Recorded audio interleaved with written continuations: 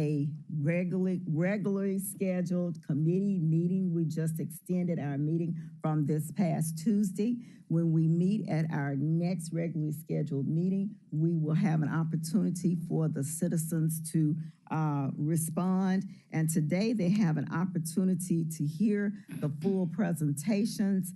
They can look at their questions, may be able to add to their questions. And then if you have a question that you sincerely want answered, I'm sure you know one of the council members' cell phone numbers. Send them the question and they'll ask it for you. Let's get started. Today, we have 4 items on our agenda. There are 4 resolutions. The first resolution is authorizing the council to hold a public hearing.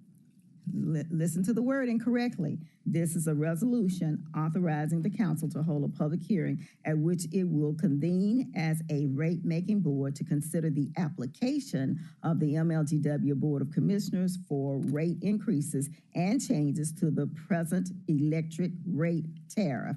All council districts sponsored by the MLG&W administration. And I have a question to my right. You have a question? Okay. Okay, Councilwoman Johnson. Thank you, Chair. It's not a question yet, but just a general comment so we'll know what direction we're going in. Is it possible to put a time frame on this meeting so we won't be here all night and kind of stay focused? We're going to stay focused. Council members, 5:30. Good God. Okay. I hope for 5, but. Okay, 5:30. Thank you, Chair. You're quite welcome. I so moved. Second. It's been moved and properly seconded. Any questions? All in favor, say aye. Aye. Any opposed? Thank you. That motion carries. Item number 2 is a resolution approving the asset purchase agreement for the acquisition of a 600 megahertz license issued by the Federal Communications Commission to Blue Water Wireless 2 LP with FCC call sign WRBV 764, covering the counties of Shelby, Tennessee, Tipton, Tennessee, and Crittenden, Arkansas, in the amount of $27 million. All council districts sponsored by the MLG&W administration, and they are requesting same night minutes. We have a motion? I'll move it, but I have an objection to same night minutes. Well, same night minutes wouldn't be applicable because this is just a committee meeting. Yeah. I guess we're talking about once we move it, we can entertain it Okay. Tuesday on the 21st, Okay. but I think this is just a copy and paste from the pre-agenda that we had that had this request for same night minutes. Because there's no, we just operate as a committee. There's no formal vote that can take place with any of the stuff that we're doing, any of the Okay. actions that we're doing today. I'm going to allow President McGowan to make his presentation. President McGowan. Thank you, Madam Chair. And the same night minutes request is for the 21st. We just wanted that to be noted so that in case there's no more discussion. So, what I am presenting to you is a procurement from the FY23 electrical budget. It is forecast this year that revenues will come in excess of our expenses to allow us to make this purchase. This is a purchase. The title is called Spectrum. I'm going to explain what that is so that you all will help us deliver a modern grid that has communications capability to manage and balance the grid. So I am seeking $23 million for this. I'm asking for it to be approved on the 21st because we have this opportunity. 23 or 27? 27. I said Okay. 27. I was looking at 2023. I'm sorry, $27 million. What we will do with your approval is we will move forward with a submission to the FCC and all the documents that we need for this spectrum use because this is a Federal Communications Commission matter. They have to approve the purchase and use of this spectrum. And we would move forward with closing this by the end of the year. So functionally, that's what we will be doing. Now, practically, what does the purchase of PLTE spectrum mean? We have discussed with you what grid modernization is. This is installing distribution automation switches, about 2,200 of those, hundreds of other sensors along the system. And those are what will make actions happen on the system to redirect traffic around the system.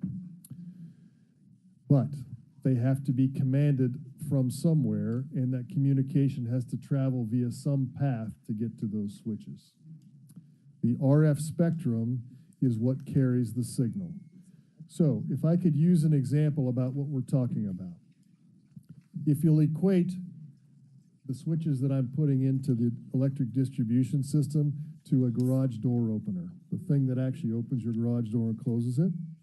And if I could equate my my SCADA system, where my system operations center is, that is the key fob that you press to open and close your garage door. When you press the key fob, a signal is sent over radio frequencies to your garage door to command it open. What we are purchasing is that spectrum that goes between the key fob and the garage door opener. If you read the fine print on that, there is a license that garage door opener has to operate in a certain frequency. Someone owns that frequency and they have to pay to use it. Just like that, we are acquiring a band of frequency for our exclusive use so that when our automated distribution management system sends a command to those switches in the field, it goes via radio frequencies to those switches to command them open or closed or to take input back from them. I cannot just do that without permission. I have to either own or lease the spectrum, and I have to have permission from the Federal Communications Commission in order to do so. So I realize what I am buying is something that you can't touch, taste, or feel, but it is an important component of being able to communicate with these distribution automation switches. So I'll put it another way.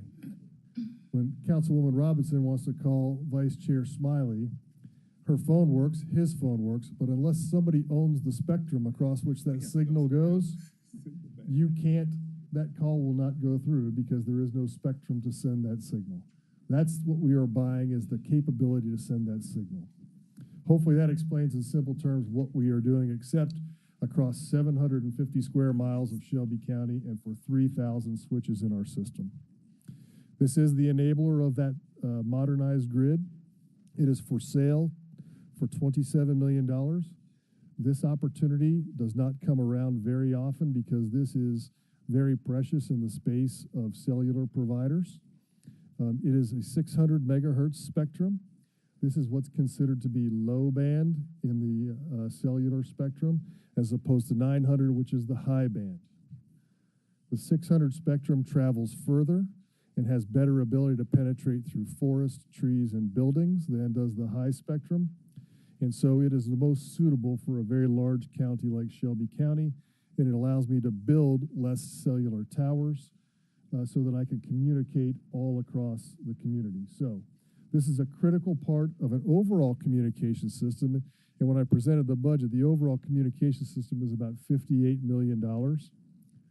27 of that is to purchase this spectrum. So that's what we are asking for tonight, is permission to buy this spectrum. Now, if we do not close on this by the end of the year, the window will be closed and we will no longer have the opportunity to purchase this, and we will be required then to go to the market to lease 900 megahertz spectrum, which is less capable, doesn't travel as far, can't penetrate, and what that means is I have to spend more money to put more towers up, and I also lose control of the long-term costs of this. What do you mean spend more? Yes. So with that, I will stop and take questions. And I have more details on the background of the spectrum if you really want to get deeply into the spectrum. Since we called the roll, we had two council members to join us, and he's already been participating, J.B. Smiley as well as Michael and Easter Thomas. Okay, Mr. Smiley. So I have a question. What do you mean spend more money? More than 27 million?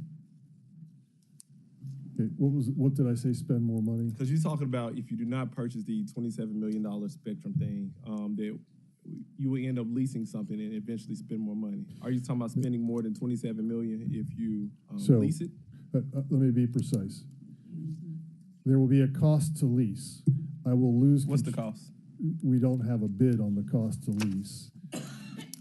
for the all-in cost of owning this forever, and we have some data on what that can be, but what I meant, it will cost us more. We'll have to potentially build more towers to get the coverage that we need. That's the additional investment. So here's my question. So if you want the council to balance or even try to compare, if there's any type of potential Sure. cost savings, we don't have the ability to compare because we don't know what it will cost to lease. It's $27 million. That's right, that I will own forever. And do we have that number in here, Rod, about the first potential lease? So we There we have go. the initial lease, but I can't predict what's going to happen Okay. after the end of the first So this lease. is the lease, what we're leasing now. $27 million, we own it forever. Okay. The initial lease that we're going to present is, go ahead, so do we have that up here? Chair, Yes. got a question. We have a lot of backup slides that we can Okay. pull up. Okay, I want to make sure Let him finish his questions and then Okay, I'll I get just, you. I feel like mine she's is finna tag kinda in. piggyback on his. I just want to understand Me what too. we're talking about. Do we already own it? Are we leasing it? We do not own this yet. We do not Okay. have radio frequency to Okay. command these switches. We have some of these distribution automation switches, but they do not have the ability via a system like this to be commanded and controlled through an automated distribution management system. This is part of modernizing the grid. So I have several options. A projected 20-year cost if I pay the lease annually is $47 million So The project- $47 million to lease it annually. over 40 years. The cost to purchase the 600 megahertz, $27 million.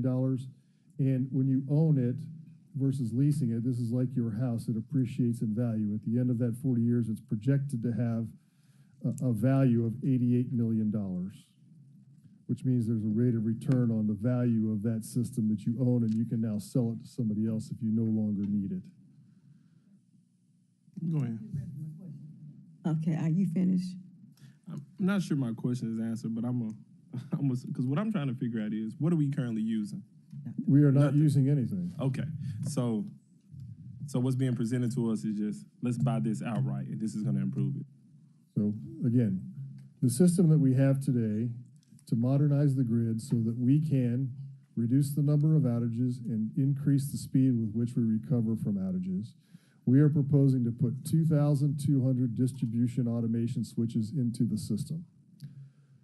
Something has to communicate with those distribution automation On the same switches to page. make it work. Today, I do not have a communication system that is programmed to operate those 2,200 switches. So, as a part of the grid modernization, we are going to put in a radio system that can control them. Part of that is the frequency over which I send the signals, and a new software and hardware system called Automated Distribution Management System. Vice Chair, this is all new stuff to our system to improve the reliability and restoration. It's not replacing something I have today. Okay, so if the council, assuming the council votes for this and then votes down the rate increase, what happens For this? nothing happens because this is coming out of FY23 proceeds. Okay. That's all for me. Thank you. And the switches that we have programmed in today could be controlled with the system when we purchase it. Okay. Okay. Is that it for you? For today or within the next 10 minutes? Next 10 Or minutes. Probably 3 minutes, but okay. Okay. Councilwoman Johnson. Okay, where did you get the idea of how did this particular spectrum come about? Okay, so when MLG&W began studying how to reduce outages and to speed restoration, we have a consultant company called Burns & McDonnell that was selected to come and give us advice on how best to do that with our system. They assessed the entire system, and they made recommendations to us Can I about... stop you there? Uh-huh. When you said they came in, when did they come in? It was between 2021 and 2023. So we had the way forward that was going to replace the outdated infrastructure. Mhm. In 2021 to 2023, in order to bring our system to a modern standard for restoration and prevention of outages, they gave us recommendations of things we should do to modernize the grid, including installing those distribution automation switches, including installing sensors along that, upgrading our system operations center, installing an automated distribution management system, and getting a communication system that can control it all, which includes towers, radios, and the frequency that you need to send those signals across. So they have very deep experience in the field and provided us what we believe to be a recommendation that will help us get to success. Was there a bid put out for this? For the consultants, there was not a bid put out. This is Are they the only people around who can do this? this is the only available spectrum for purchase. What about any other competitor? Is There any there is other? available spectrum for lease. But this is And that's what I was talking about, the annual lease cost. There's Okay. available 900 megahertz spectrum Who for owns Spectrum? lease. Help me, there is a lot of I mean, private, it's just interesting. there's a lot of that private out of brokers. nowhere, we get a $27 million company. this is not a you know, company, this is a purchase of the I, spectrum, I and we're got buying you, it from a but you're company.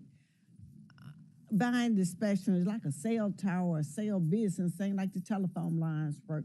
They would be the triggered or react to whatever information is sent through the airways in this situation. So I'm just saying, where does this spectrum come from?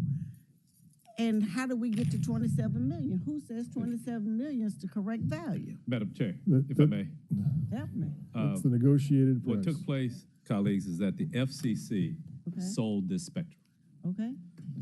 to this Blue Water Wireless. Okay. Now, Blue Water Wireless is now selling it to us. So, I did FCC. I think it was 2016. So they sold a lot of this stuff, a lot of this bandwidth, whatever stuff we're talking about here. They sold a lot of it. So, the way I look at it, Blue Water Wireless has been holding it, waiting for a customer to sell it. They look like I just did a FCC search up here. They bought various spectrum in different cities across the country. So now they have a potential buyer in MLG&W, but it sounds like there could be another potential buyer for this. Whatever use that they have for it, I don't know. But just in hearing what Ms. McGowan is talking about from a modernizing our system and our grid, this may be a necessary purchase for them. Yes, right. But I'd say we that, would be but I giving mean- $27 million to Blue Water Wireless, but Blue Water Wireless obtained it through an auction with the FCC. Okay. Now, question. Your question needs to go to the president. Okay, He just said, could he help? okay. I didn't, okay. Question, what type of maintenance are we gonna have to have with this system? Zero. It won't require any upkeep, it's No, not ma'am, this gonna is a- go We're just down. buying these radio this waves is now. electromagnetic spectrum. But He so can't see. Hold on, council This members. is Let her electromagnetic finish. spectrum. Let him There is answer. a separate piece of this that will have radios that will need maintenance, towers potentially periodically. That's built into what we are forecasting the operating model. But this But how much is that gonna cost? well, I that's mean, built into our $58 million acquisition that's and our part of the going forward 58. operating costs. Okay. Yes, ma'am. Okay. Now, I have another, I have questions. Yeah, sure. Keep on going. Okay, then, since you said it's no maintenance, or you have the maintenance cost built into the 58, is what you said. For the Okay, radios, but not for this spectrum, yes. I got a question. When we had this bright idea, when you came in and told us that we can upgrade the system, the infrastructure and all of that, can somebody tell me now and then what we actually paid for? Because who was thinking down the road? Was anybody thinking about anything like this down Yes. the road? What was that $600-some million used for? Yes, so they were, in that way forward plan, there were distribution automation switches put in because they were thinking down the road. Okay, 1,100 of them. When I arrived and briefed you and we had the finish of the study that Burns and McDonald said, if you want to do the full modernization, you need another 1,100 switches, so you got to get to 2,200. So yes, the team was thinking down the road. Now, what you got, and we have the backup slides here to show you what you got for that way forward plan, that plan is still in progress and it is making an impact on our system. So we can get to that if you want. That was one of the questions that I have on the budget is how did we come along? What did we spend the money on? Is it making an impact? And we can answer that question. But in Right. short, yes, they were thinking ahead. Yes, this was always part of it. We had to get the baseline in place with the way forward so that we could get to the point where we're ready for a real system integration, a system modernization. Okay, then I also have a question. You said we will be using money from the, I guess, the income. You said 27 million, because Councilman Smiley said, what will happen if we don't use this? That's right. So in 2020, we'll be using 2023 proceeds. So we forecast that by the end of this year, just as you do in the city budget, where some revenues come in excess of costs, we'll be able to use that and the cash that we have on hand in order to procure this spectrum in the fiscal year 2023 budget. What had been forecast to use the money for if you didn't use it for this? What are we substituting the money for? We hadn't forecasted. I'm just asking a question. No, I understand. We had forecast this year to come in about $8 million to the good, and we are at 50.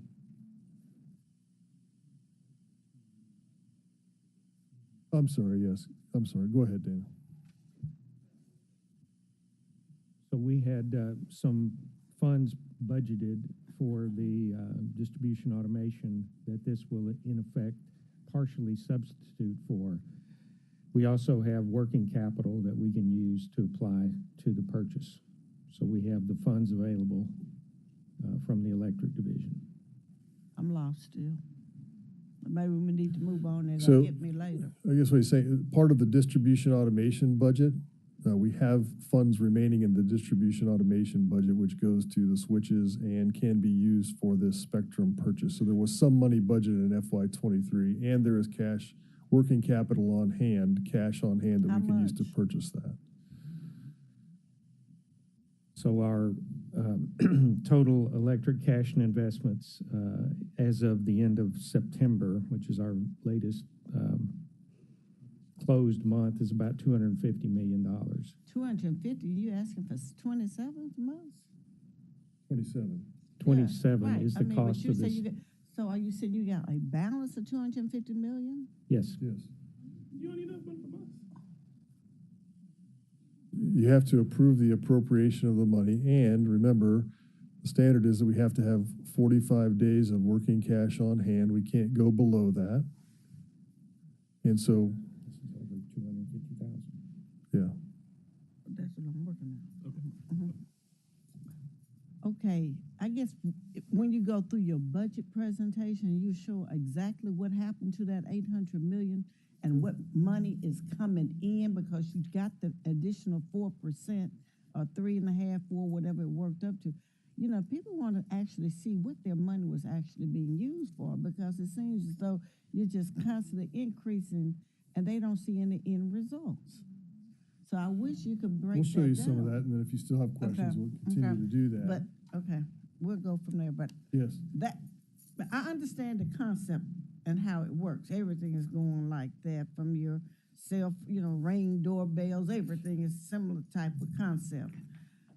But they all break down. But since you got the money built in, we'll work on it. But thank you. Those are my questions so far.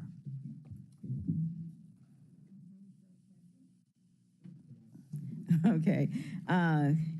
Councilman Jones was next in the queue. Thank you, Madam Chair. Ms. McGowan, I think the disconnect that we're having here is that we've been under this infrastructure improvement plan, and things are changing here. But what have been helpful for the council, and I guess just a further breakdown, we know that we've gone down this road for X amount of years, but we're having to pivot a little bit. But we're being asked to pivot, not knowing what has already been in place, if you would. And so we know that we've approved some money, we have a spend, we've spent some, but we're going down a new avenue. And we're trying to say, okay, well, this is what we've already done, to be accountable to those that we have to be accountable to, and we're being asked to approve something else. Well, we know that there are multiple pieces of this.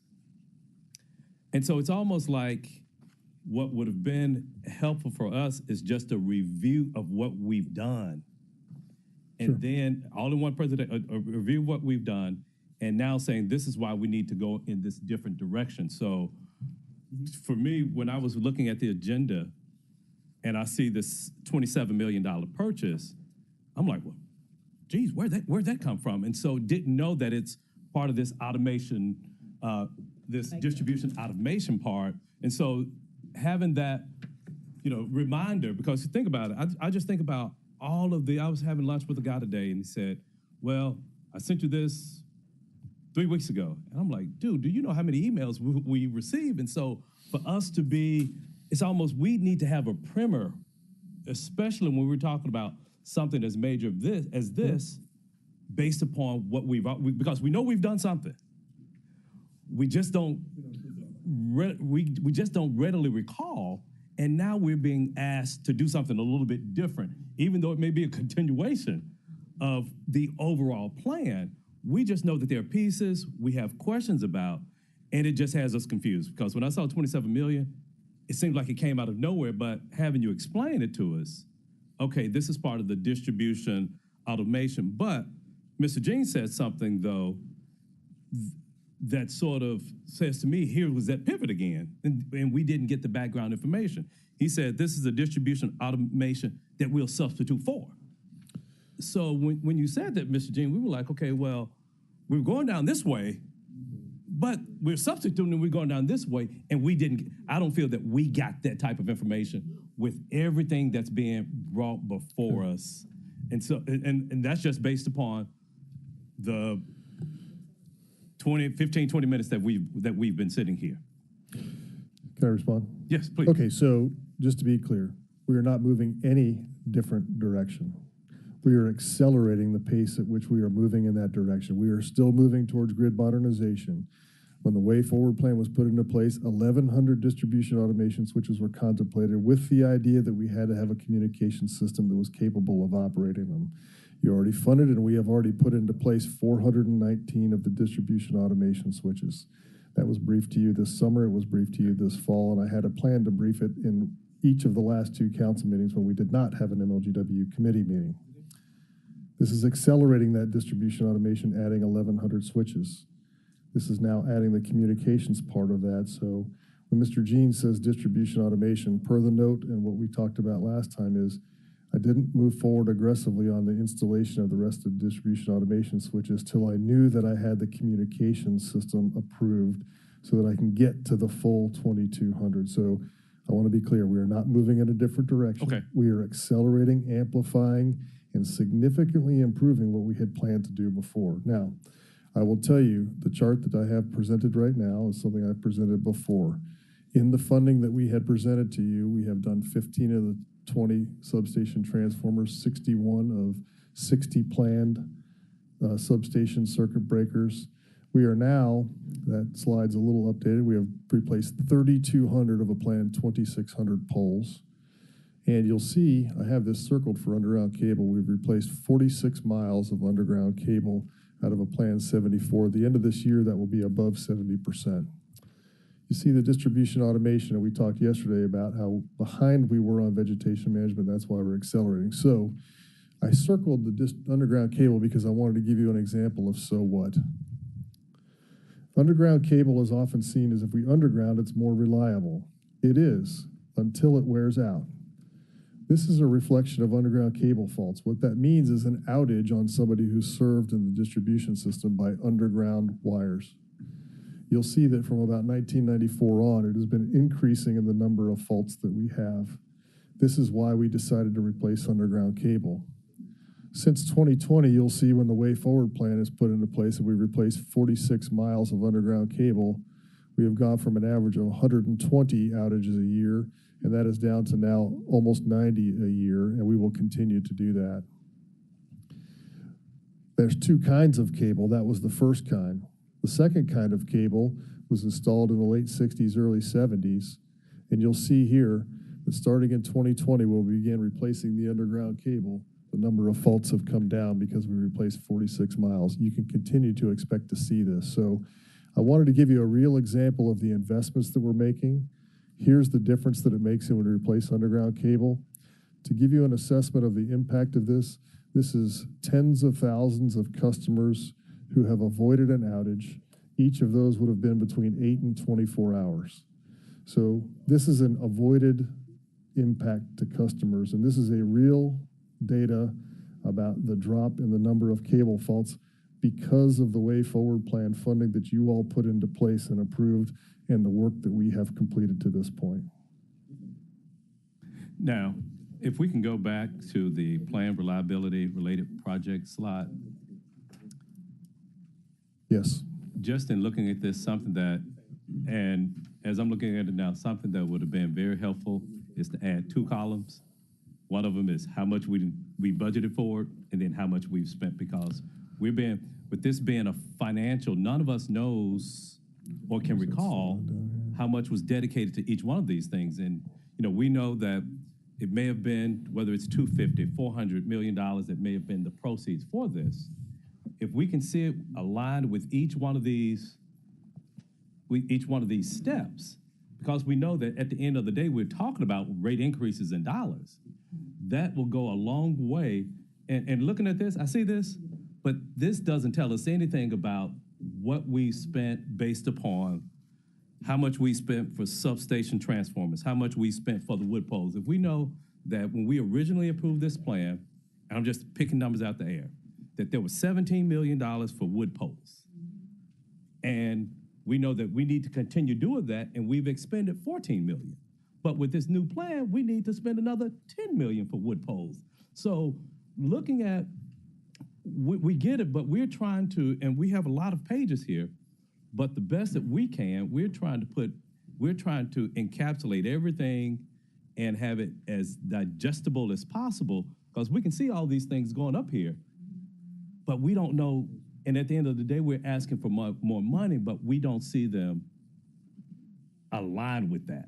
So, we can see that broad category of capital expenditures, and that's spending dollars, but we don't know whether that's that distribution automation. Now, going back to the communication system, Ms. McGowan, we know, and I guess if we've put some things in place and we have to have the backbone or the infrastructure in place, for us to have made an investment already to put the 1,100 in, we know that we're going to 22.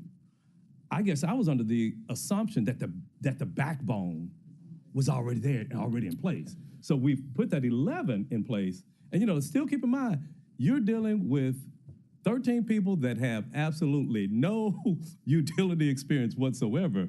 So you have to, and it's not just us that's consuming it, it's the public that's consuming it. So to have it presented in this way, 1,100, I thought the backbone and the infrastructure we'd already had in place. What was that? And so that would have made this $27 million much more consumable, knowing that, well, colleagues, we didn't have it in place. And so this is what's going to allow us to ramp up. Now, you said this here, but this $27 million is what's going to allow us to ramp up to 2,200. But for us to be at 1,100, we already thought that something was in place. Okay, so I'll have my team help me fill in. There is a communication system that was put into place as the automated metering solution was there. Okay. The idea was that we believed at that time that could be sufficient for controlling these devices. And so that's why the decision was made to move forward with putting the devices in, because even without communications, they have an intrinsic value of breaking the system into smaller parts, and they function as a recloser, which makes the system more reliable. Okay, separates the system into smaller pieces. As you heard mentioned earlier, when we did the 21 to 23 study, the Burns and McDonald individuals suggested to us that was going to be insufficient. That system was going to be insufficient when you go to a full automated distribution management system. And so, Alonzo, do you want to give some more details on the expanded capabilities? Right. You want to have expanded capabilities to be able to control the switches and do other things if we want to. This is a private long-term extension network. It's like a cellular network. Burns McDonald, when they did our analysis on what we were trying to do, looking at our objectives, looking at what we needed, they made some very specific recommendations. And you needed a robust communication system. And they made a recommendation that PLTE is one option for doing that. Fiber is another option for doing that. The present system that we were using is not an option. So we pulled back, we stopped putting the switches in, and we said we're going to make sure we get this right. And to get it right, we said, let's go with the PLTE. Now, to be perfectly clear, we had budgeted money in the telecom budget for PLTE that you approved for 2023. So about that money is there. Okay. But the problem here is that you all didn't give us that background information. I understand. Yeah. So That's why we're here. yeah. Mr. Chair, I provided for everyone, and you have a copy of the 2020 electric budget, and I have it loaded on the system. If they would just walk us through this, then we have a starting place. Right. So we know what we're doing now. And if we do that, we're not gonna meet our 5:30 deadline. Well, we'll just pick up at the next meeting. This might take longer than they think it's gonna take. That's it. Chair, we But still, before we go through that, are we Yeah, I'm gonna gonna go get through our you your queue? questions. Okay. I need you all to pull that presentation up, but I have some council members that had questions before that. Councilwoman Easter Thomas. Is Councilwoman Easter Thomas? Okay. Chair, I feel like the more we ask, the more I feel, yeah, plenty more questions.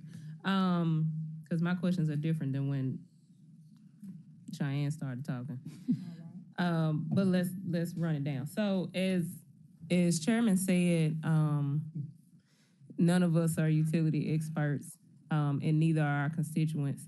And so to be able to talk to them and break down things in a way that's understandable to us, some of my questions are around some things that Jones and Johnson brought up. So just clarification questions. So this resolution is to just appropriate what we already put in the 2023 budget, is what you said? Yes. Okay, but so when you spoke of the 250 million earlier, what was that in regards to? I spoke to 250 million. You or Dana, but I wrote it down, so somebody said it. Well, that is the cash and investment balance that we have on hand. Cash on hand, and so this actual full price is 27 million, or that's just the money that we need to appropriate towards it? That is the full price. That's the full price. They wanted at auction. I'm just interested. What did they buy it for from the FCC? So you could sell it. You said what? What did they buy it for? I was looking for that. I hadn't found it yet. $8 million. Oh, okay. That's taxing. Is that and you said that's the only one on the market available? Yes, these are geographic licenses. When you read the description, it says for Shelby County and then parts of Tipton, Crittenden, Fayette County, because that's the area that it serves. Would they Well, also be taking part in this in this automation? Absolutely not. They are a broker who is selling us the spectrum. No, I mean Tipton, Crittenden. They absolutely will not. We just have Okay. the license. I can't confine it to the boundaries of Shelby County. That's the license. That's where it goes. And they have those boundaries specifically so you don't interfere with somebody else.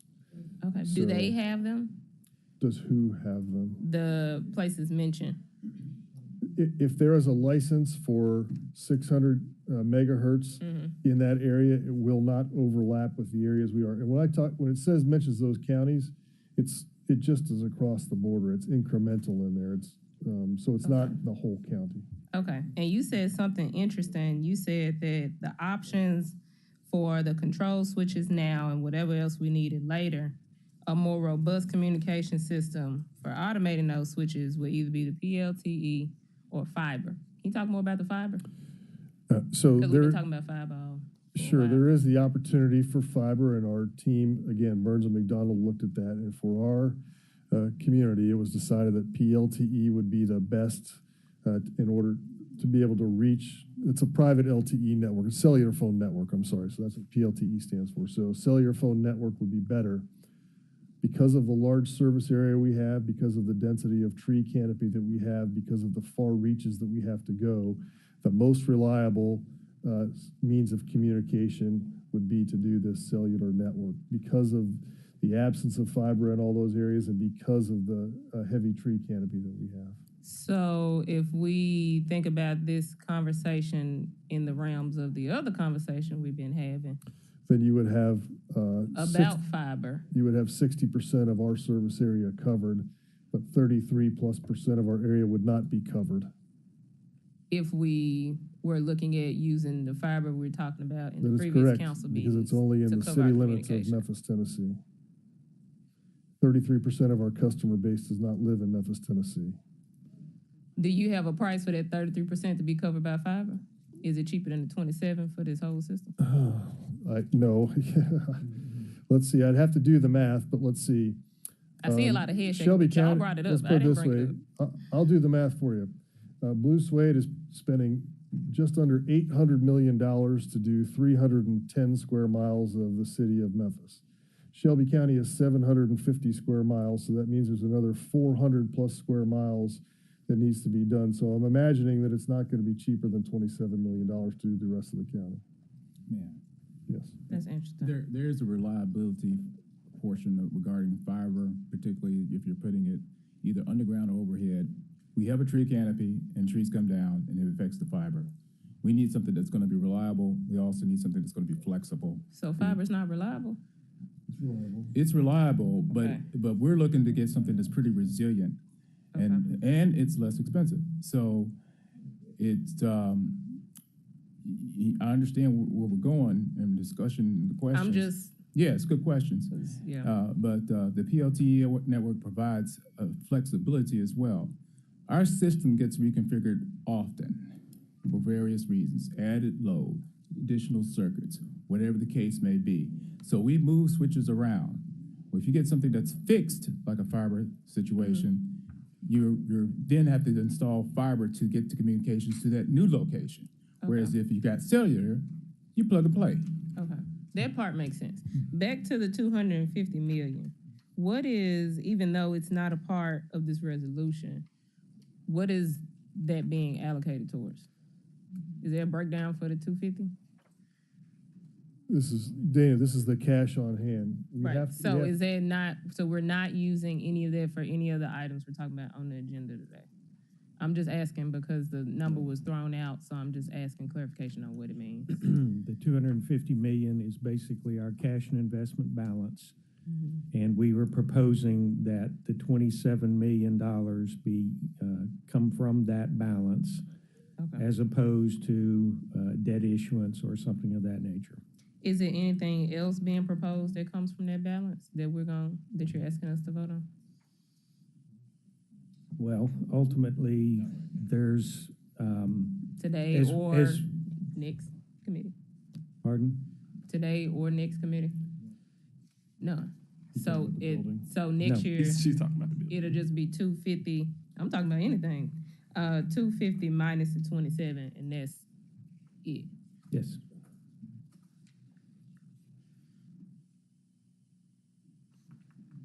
Okay. I got a lot of other questions, but like Cheyenne, I'll wait. Okay, that's fine. We have other council members that are in the queue as well. Councilwoman Logan and then Councilwoman Johnson wants to come back. Thank you, Chair. Thank you all for the presentation, and I'm glad we're having this breakdown. I do apologize for being tardy. I had to pick up my daughter, but if I missed this part, just let me know, and I can go back and listen, or you can go over it again. I'm mainly concerned about the thing, as I said at the last meeting, the one thing that is noted on most of all of the paperwork that I see is that vegetation is a leading cause of MLG&W outages. We need to reduce the cycle, the tree trimming cycle. So I do know that you have these tiers or these segments that we're improving in. Vegetation management, underground cable, grid modernization, vegetation management, and the other ones. But it's my understanding that tree trimming is the priority, the highest priority, because it's causing the greatest outages. My main concern is understanding the way forward in tree trimming. And I did bring that up the last time, because regardless of all this stuff we put in, if we don't get these trees trimmed, if we don't have a way to continually do it, we don't have a maintenance plan or ongoing plan, preferably in-house, then we're going to keep being at this same place, because the roots are going to grow, the trees are going to get higher, and covering a lot of not only the wires but the lights. I may not understand all that's written here, so I don't see an aggressive plan to move the trees. I do understand modernization, and I think we need to do that. I want us to be on the cutting edge and have all the switches and changes and have all of the capability to generate and distribute, power and all of that. But I definitely want to just get the trees cut and the vegetation off of the lines. So where in here discusses or breaks down the proposal from 2020 plan or the way forward plan, what we said we were going to do, how much money it was, what we said we were going to do with it, what we actually spent, how much we're asking for in the new cycle, the new round of money, and how is that going to improve on the last projection. And if it could be very simple, almost like a coloring page, like really simple to understand, I would greatly appreciate that. And how much of the city has been covered already in the tree trimming. Okay, I can bring back the tree trimming presentation just to refresh everybody. We brought to this council a new proposal for tree trimming, a new contract for tree trimming. I'm talking about the old. Let's start with the old one, the 2020 one. How much was in that one, and how much? And I'm just asking because I want to know, because I'm being asked, and I live by a lot of trees, and it's a lot of trees in Memphis. So how much was put in the last one, and how much of that have we done? How much of the city was covered? How much did that cost? How much have we spent? What we got left over? What are we moving over to this new one? And the same thing for the new one. Break that down too. And then we can get to the modernization, but I really want to break down the tree trimming, and so I can understand that, because to me, if you say that's the most important thing, that's what I'm saying as well. And I think the people are saying that too. So if we could bring that back and break that one down, I would greatly appreciate it. Thank you. Does that end your question? Okay. Now, I don't know if we're going to do it today, or we're going to come back with that one breakdown of the trees and the pie chart on the trees, because the trees is the number one. Like if we don't get the if we don't get the trees, we can't get the modernization. Okay, well, I was looking for the slide, but I'll give you the overview and I can give you the details. In the way forward plan, we were supposed to cut 7,000 miles of trees. The last I recall, we cut 1,700 miles of trees since 2020. Okay, so how much was that projected? 17. You say that since you don't have the slide, I'm gonna have to write it down. So I'm not trying to. I'm a visual learner or processor. So you said 7,000 trees. Let me get to the slide. Thank you.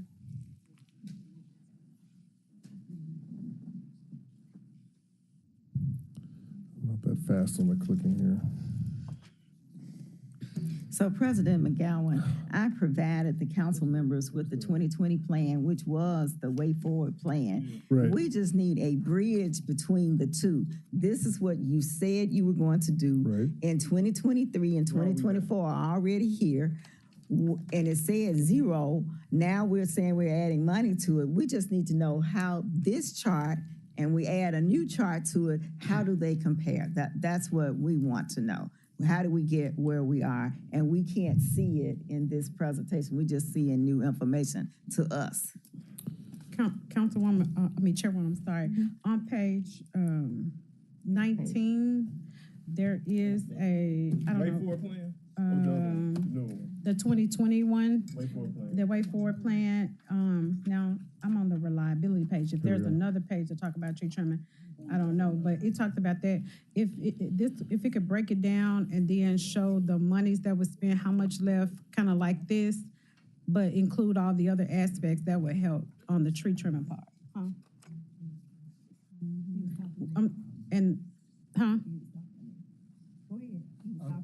Who was?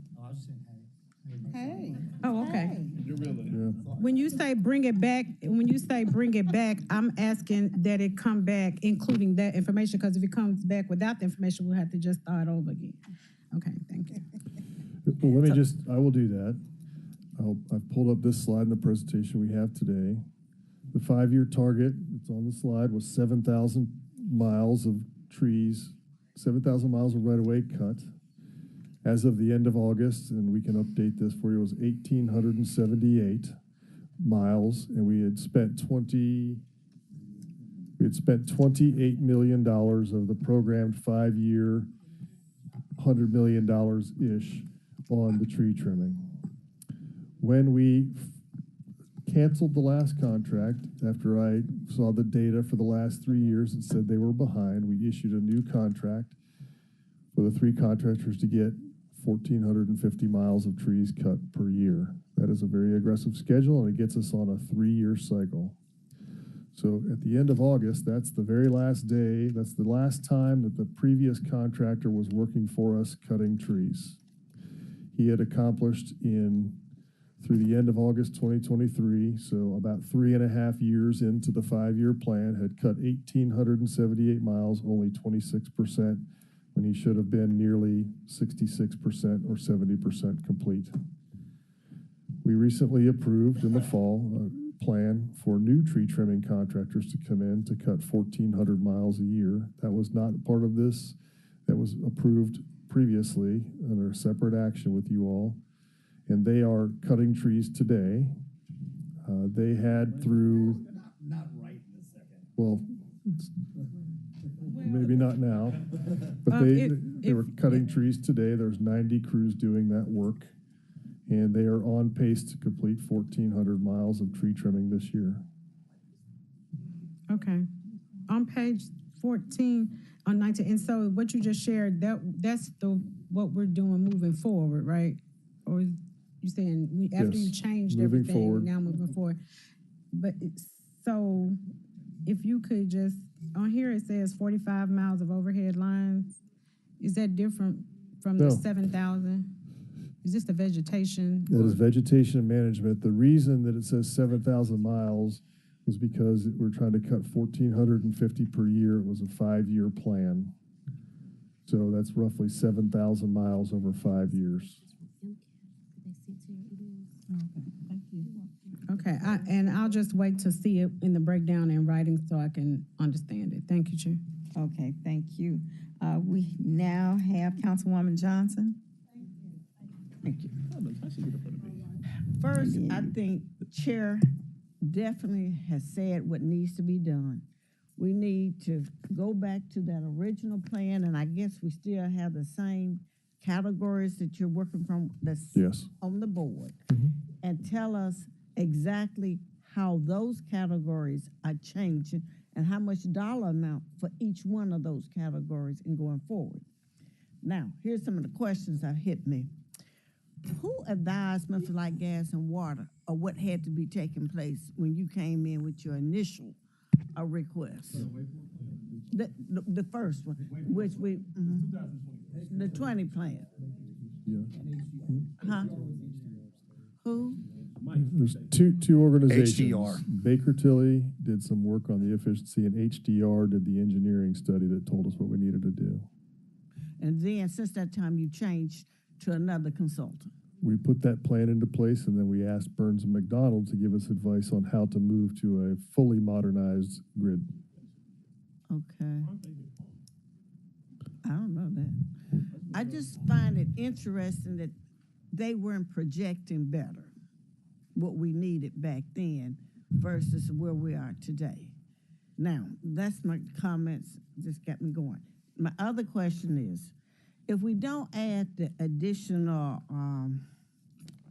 y'all calling them circuit Distribution switches, automation that's switches, additional yes. switches, and we buy this $27 million unit, can we work with the 1,100? Would it be efficient or help us with the 1,100? It will help with the circuits that those 1,100 are on, yes. So if what?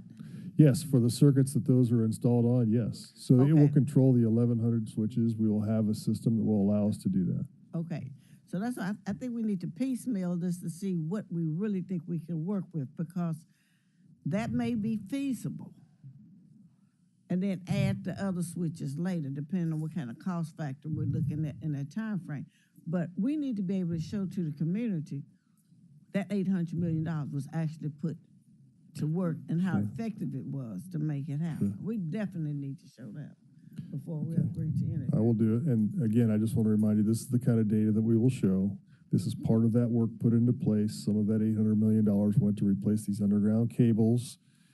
And it shows a decrease from more than 120 outages a year to less than 100 outages a year, almost 90. And on this kind of cable, more than 90 outages a year, and it's now down to under 30 outages a year, directly related to your appropriation of money to fund the way forward plan to put cables, replace the cables underground. This is real, tangible progress for reliability. Okay, I understand that, but I'm just saying the cost factor, you're looking at a 5-year plan, maybe we need to go to a 7-year plan or 8-year plan rather than trying to get it all done in 5. But we need to say for the $800 million that was invested, we do have definitely improvements and be able to show it. But right now, people won't believe we have any improvements the way electricity is constantly going out now. Something that's not clear to me yet. Thank you, Chair. Councilwoman Johnson. I'd like to recognize 2 councilmen that joined us, and that's Councilman Carlisle and Councilman Warren. Okay. You want to get in the queue as well? Dr. Warren, did you want to be in the queue? Oh, of course. Okay, thank you. So the next council person in the queue is J.B. Smiley. I just like when you say my full name. Thank you, thank you. I'm just trying to. I want to get back to the $27 million asset purchase. I'm trying to figure out. Not necessarily trying to figure out. I want you to make it plain. You know, my profession. There was a book that my professors made us get called "Plain English for Lawyers." Mm-hmm. I want you to be very specific on how this purchase will make reliability better for people in the city of Memphis. 'Cause that's the only thing that really matters. Will this improve reliability and make it plain? Okay. As What slide is Dawn's on? not a slide, because the people listening, Okay. they're not looking at a slide. Just talk to me. Investing in this system, I will use a real example. On July 18th of 2023, we had a storm blow through and 155,000 people lost power. With a fully automated distribution management system that this communications purchase will enable, if that were in place, only 46,000 people would have lost power. 109,000 people less would have lost power. Best argument all day. Like, make it, because we spend a lot of time talking about the nuances. No one cares about that. Just make it plain for everybody who's listening. That makes it plain. This is in place, less people lose power. A significant amount of people will still have power because we put this in place. Like, That is that's what correct. matters. That is correct. So will you just add to that response? How does that happen? How do you switch from one that's not working to one that's working? That's what the citizens want to know. Just make it real simple. Yes. So you want that explanation right this minute? So if you can equate the electric system to a system of roads, when you're driving home, if a tree falls across the street, the city puts a detour so you can still get to your house because your street wasn't impacted, but you have to get around that break. So the city reroutes traffic around that tree so you can still get to your home. Now, if you happen to live on that street, you can't get to your house until the tree is removed. So there will always be some people impacted, but the majority of people will be rerouted around the break and be able to get to their home. That is what distribution automation does, and it does it without us having to take any action. The computer does it all for us. So it's an automatic detour of electric power. And when I say that many people will still have power, it's because our system rerouted power around to keep all of those people's lights on. And it can do all kinds of things like rebalance the load. You can lower the load by shaving the peak off, by changing voltage and some other things. I mean, yeah. Does it automatically. This communication system, this is like distributing cell phones all over the community and say, we want to talk to each other, but you don't have the license to operate the electromagnetic spectrum for anybody to make a call. What unlocks the power is the fact that T-Mobile or AT&T or Verizon have a license to operate those radio frequencies passing across the city. That's what enables the whole communications network. Okay, so, well, thank you for the explanation, because all of the other stuff, I mean, we may care, and the folks who work for MLG&W cares, but, We do. you know, the folks in our community, they don't care about that. So I think they're gonna put up on the screen if we can get to work. Okay, in 2020, when the council approved the Way Forward plan and the 5-year infrastructure improvement plan and all of those rate increases, JT Young was sitting in his seat. He had a conversation with this council. He said, if you pass the 5-year infrastructure improvement plan, our infrastructure will be significantly better, and it's the only increase we're gonna need. And I asked him again, are you sure? He said, yes. Now, fast forward to where we are now, you're saying absolutely not, he was completely wrong. I'm not necessarily sure if that was true or not. But what I don't know and what I don't see is, I think in 2020, he showed us a map similar to this. This is not it, I couldn't find it. Maybe I'll pull it out the presentation. It is? Okay, well, look for it, I couldn't find it. So the map, if you can get the page, be sure to tell someone. The map showed Super District 8, my district, all red, and it's talked about the aging, page 11. I'm assuming Chairman Jones is right. Yeah, that's about right. So the aging infrastructure. What I would like to see when you come back on the 21st is what this infrastructure looks like now as a result of the improvements that were made because of the 5-year infrastructure improvement plan. Because I want to know if there was any significant investment in the infrastructure. Because we talked about, I remember JT Young talked about that some of the infrastructure we had was 100 years old. Some of the infrastructure we had was 75 years old. And he said if we passed this 5-year improvement plan, that infrastructure was going to be replaced. I don't know if the infrastructure was replaced or not. I saw the little chart that talked about some of the substations being fixed, but I don't know what it looks like. When I'm looking at my district, I see a lot of red.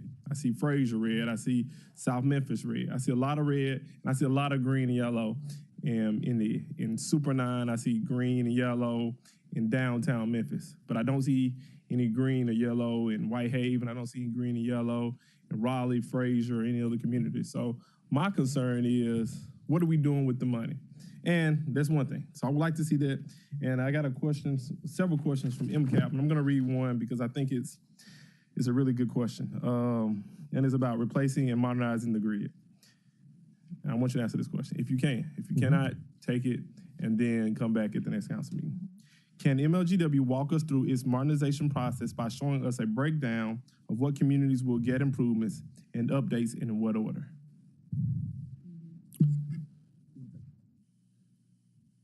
All will get improvements.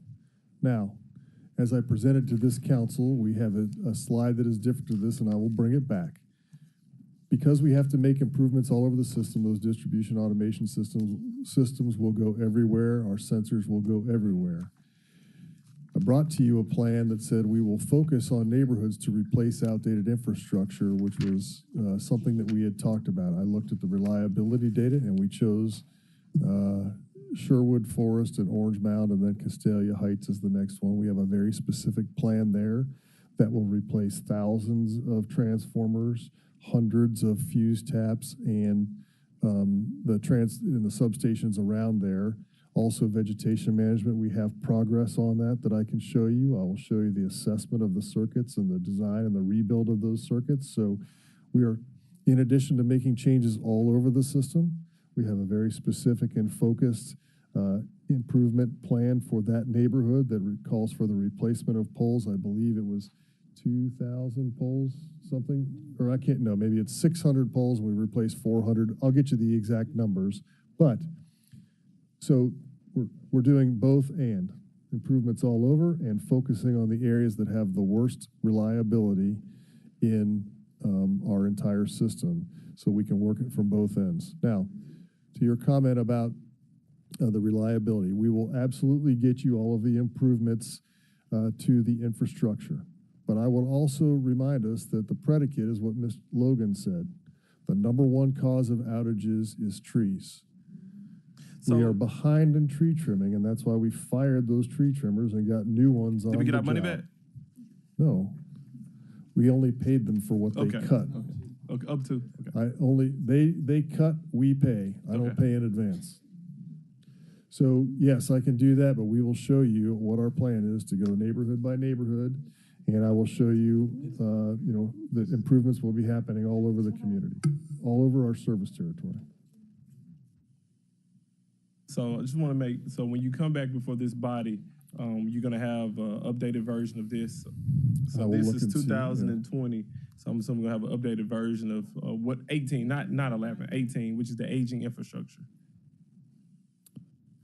Which chart are you pointing at? Chart 18, 11 is not the right one, but it, Easy to track. You just look at the growth of the city. Yeah. Like it's gonna mirror that. that's not what I'm asking. What I'm I asking is, understand. I just want an updated version of this chart here. So the aging infrastructure and then improvements because of the improvement plan. Sure. That's all I'm saying. And that's been done. Okay. That's it for me. Thank you. Sure. Thank you. But I'm good on this particular resolution. I think you did a really good job answering that question. Took us a minute, but we got there. Thank you. Councilwoman Easter Thomas. And then I want to be back in the. Thank you, Chair. We can leave this slide up. That's the second part of my question. Councilwoman Johnson asked earlier about the maintenance needed for the system, and you said there is none. She asked me about the maintenance of the Yeah. spectrum. There is no maintenance on spectrum. There is maintenance on the radio system and the switches, just like we have with all of our infrastructure, and that is built into our operating forecast going forward. So what is the amount of that, and where did the money come from to be able to pay for it? Or what is it taken away from another item in the budget, or is it coming from any surplus, or? Everything that we are proposing is additive to the operations that we've had in the past. So the way forward improvements, replacing outdated infrastructure, we are adding new staff to do more work, adding more contracted staff to do more work. We're adding this communication system in the radios. So when we forecast the cost for that into the forecast for the operation, that's built in for every element of what we're doing. I guess you're really onto a good point. What we had done in the past is had to make real choices about what we spent money on. And what we ended up spending money on is new infrastructure as this community expanded laterally and eastward. And there was insufficient funding to go back and maintain the system we had. And I'm not talking this past year, I'm talking for the last 40 years. And so that is what we are suffering from today, is that, again, rate increases that have been approved by city council over time haven't kept pace with inflation, and that's for a lot of reasons. The electrical system is twice as large today as it was 40 years ago, and there are only incrementally more people to pay for it. In the case of the city of Memphis, there are only 4% more people to pay for a city that's twice as large in the electrical infrastructure in there, and so choices had to be made. What I am committing to you is that going forward, we are going to fully fund the operation and the maintenance of the system that we are putting into place and these improvements that are necessary to bring us to a modern standard to meet reliability challenges of today and be ready for the challenges of tomorrow. So do we need to have an increase in able to meet those standards? Absolutely. I wouldn't be bringing it to you unless I believe that we need to have it. What's the number? Is 4% it per already year. no, for the increase because of this system? So we're in item number 2, we're approving the appropriation for the system. For $27 million. What's the ongoing cost every year that is in our budget? Can you point us to that so we can see it? I know it's another item, but Yes, it's all together, actually. In the budget proposal, there was $58 million of capital for the radio system that included Per year? No, or- one-time purchase. And then that included the $27 million for spectrum. And then in the operating dollars for the MLG&W budget, there is sufficient operating dollars to operate and maintain the system going forward in our forecast. Is there a amount of jobs created? Is what other number data points go along with that? I haven't calculated jobs created because our team and our contracted team will be installing this, but there will be contracted partners putting the communication system in. I could certainly do that for you, but I haven't calculated the jobs. We have contracted partners like Elliott does subcontracting for us to put electrical systems in and those kinds of things. Have they already been all selected?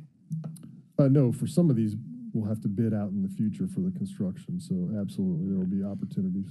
So the 4% increase, it just takes care of the ongoing maintenance and support after the purchase of this system, or it also includes all the other electrical needs? Yes, it includes, it's all and. Okay.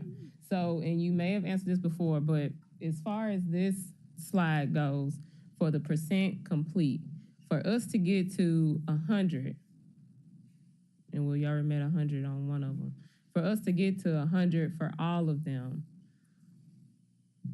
do we have that money in the bank? How much short are we to get to 100 on that? We do not need additional funding to get to 100 on these, because remember, the plan goes through the end of 2024. Right. This was as of 3.5 years into a 5-year plan. So what I am talking about with the increase is additive to this. So I do not want to stop with 2,600 poles. I need to keep going with pole replacements because they will continue to get outdated. This was what we believe to be appropriate in that 5 years, but make no mistake, we can't stop at the end of 5 years. We have to continue reinvesting in the system. And so our forecasted rate increase doesn't just stop, it keeps going. We'll continue to have to replace underground cable. We'll have to continue updating circuit breakers and transformers. So that was the plan for updating the most critical needs, but we have to continue doing that year over year. And the increase that we're asking for allows us the flexibility to continue to modernize the system and keep replacing infrastructure year over year. Is it a projected end to that request for increase? We have a 3-year increase. So in 3 years. 4%, 4%, 4%. So and then we don't three, forecast any for several years out because it's too hard to forecast more than 5 so or will 6 it go years back out. to the original, or will it just start from there to ask for another increase after the No, it will, years? it will stay at that level. Okay. And I think that's the part that some of my constituents have asked me. Usually when you see an increase for something, sometimes it goes back to the original, but in the case you're saying, it's just gonna keep going up. It's gonna keep going It will up. go for several years and level off, and then just like everything else, there will have to be an assessment of what the needs are in the future. Do you ever see a point in time where it can either be stabilized or decreased before another increase? Stabilized Like with our after the 3 years. taxes, for example. I know like on the front of this, January 7th, 2020 is when we were asked to approve the rate increase, our first meeting, but then another year went by and like we decreased our taxes from that amount. So just asking for the same, just asking about the same. Yeah, we had higher taxes and we decreased those. So asking about this rate increase, do you ever see that going back down before it has to increase again? No, I do not. And to compare this to city taxes is different because the revenue stream stayed the same for the city. You lowered the rate, but your revenue stream stayed exactly the same. You collected exactly the same amount of money when you lowered your tax rate because of the increased value of properties across Shelby County. So it's a different comparison. Yeah. Well, I know it's a different comparison, but I'm just saying for something else that our citizens have seen a decrease in, will they ever receive a decrease in their rates? No. I would be foolish to tell you that there is ever an expectation that the rates would go back down. I don't know across history where other utilities have done that successfully. I could tell you that, sure, I could do a temporary rate decrease only to come back the very next year and have to increase the rate. So what you'll see in our budget here is there is a 0% increase for water and a 0% increase for gas as well. We're talking a lot about electric. because we have cash on hand. So we could do things like lower it and then bring it right back up next year. But we are using the cash on hand to keep the prices stable and to keep the prices low. The gas price, the lowest in the country, the water among the lowest in the country. And so stability is what we're looking for. And I don't see a future where the electric rate is going to come back down. I mean, it's worth an ask. No, I understand. Sure, I understand. We dealing with folks that we already talked about the trash increase. We talked about I this agree. increase, and that's on the same bill. So just seeing a double whammy when you open it. And that is the gift that keeps so- on giving MLG&W, because remember, we bill that on behalf of the city. But then the city says we gave them the gift, right? So I don't want to be the type of gift giver. All right. Thank you for that. Chair. It's a great question, though. Thank you. Thank you, Councilwoman Easter Thomas. Dr. Warren? Thank you, Madam Chair, but I believe Councilman Carlisle may have been in front of me, and we better put him there because he's having a conniption. You come right, Carlisle comes right after you, and then Logan. Go ahead, Doc. Okay. You know, I'm sorry I was late. We had a healthcare oversight committee meeting, of which we had some good news that we actually are in a better position as far as how much money we spent on healthcare last year and how it's looking for next year. So that's some good news for city employees. On this, just in general, we haven't been spending money for our infrastructure for years. We've got a planet that has climate change, and we're seeing larger and more frequent and more dangerous storms, and we have trees that haven't been cut, and that's taking our power out. And we're not going to be able to fix that unless we spend money to do it. So I think part of what we have to do for our citizens is promise that we're going to keep an eye on how this works. And I think for MLG&W, I think you need to look at what citizens are thinking. And one of the things you may need to look at, I'm seeing you've got this thing coming up next time for a move from downtown out east. That may not be the exact political move you want to make at this particular time when we're trying to get more money for infrastructure. Just think it over, because politically it will hurt you badly to be seen as leaving downtown. So that's just comments. I think that we're going to have to invest in this to make our system better. And I just don't want to see us shoot ourselves in the foot and not get what we need. Thank you. Yes, sir. Thank you very much. I appreciate it. We are discussing the spectrum item, right? I just want to make sure. I know. I'm just kidding. I'm for the spectrum. Go for the spectrum. I'm just kidding. I'm just Can we kidding. just vote on the Council- spectrum? Wait just a minute. Council, Dr. Warren, are you finished? Okay. Councilman Carlisle? Thank you, Madam Chair. I'm going to take the general discussion route. Look, these things are always difficult because we have so many meetings with slam-packed agendas. We don't do this full time. Even if we did, as council members of the rate-making body, MLG&W is it's really a 4-division entity that's multi-billion-dollar conglomerate. And, I don't know that any of us have ever really worked in a structure or in a senior C-suite of an organization that large. And it's very difficult to manage. In addition to that, its primary job is not necessarily, customer service is obviously critically important for us as council members, but they're an industrial engineering firm, which is a language that we don't really speak. And they don't look at supply chain in a matter of days or weeks or months. They look at it in a matter of years, which makes it even more difficult because they can't control the macro environment. So I'm not here making excuses. I guess I'm just trying to lay context out there for when we talk about things like rate, right? Like, I know that our company puts together a 5-year business plan, and every 2 years we throw it out the window because you can't control the external pressures of the environment. We don't know where commodity prices are. We don't know where interest rates are going to be. We don't know if China is going to have an issue with the Port of LA and supply chain gets slowed down. So those are all things that are outside factors that MLG&W, the city of Memphis, and FedEx can't control. For us, I do remember sitting down in 2020, we had the HDR study, which identified the infrastructure needs and the reasons why, and multiple issues that the council caused, multiple issues that prior administrations at MLG&W caused. And neither here nor there were things in the Baker-Tilly study, which was more of an operational review that were on the onus of MLG&W to execute. And I'd love to, at some point, get an update on that. I don't think we have to dive into it. I think a lot of that is it's not the Bible. It's a living document. It's going to evolve and change year in and year out. And organizations have to be nimble enough to address that, right? So if you look at it from MLG&W standpoint, right when we got on the council, we met like 4 times and then we were in COVID. Very difficult to execute a strategy like that when you're in the middle of an entire global shutdown. And then coming out of COVID, we start to get into trying to gear back up. And not only MLG&W, but every contractor they're looking at is trying to find employment. They're trying to find highly specialized training. So MLG&W certainly should be held accountable as an organization for their part, but we have to look at these things contextually.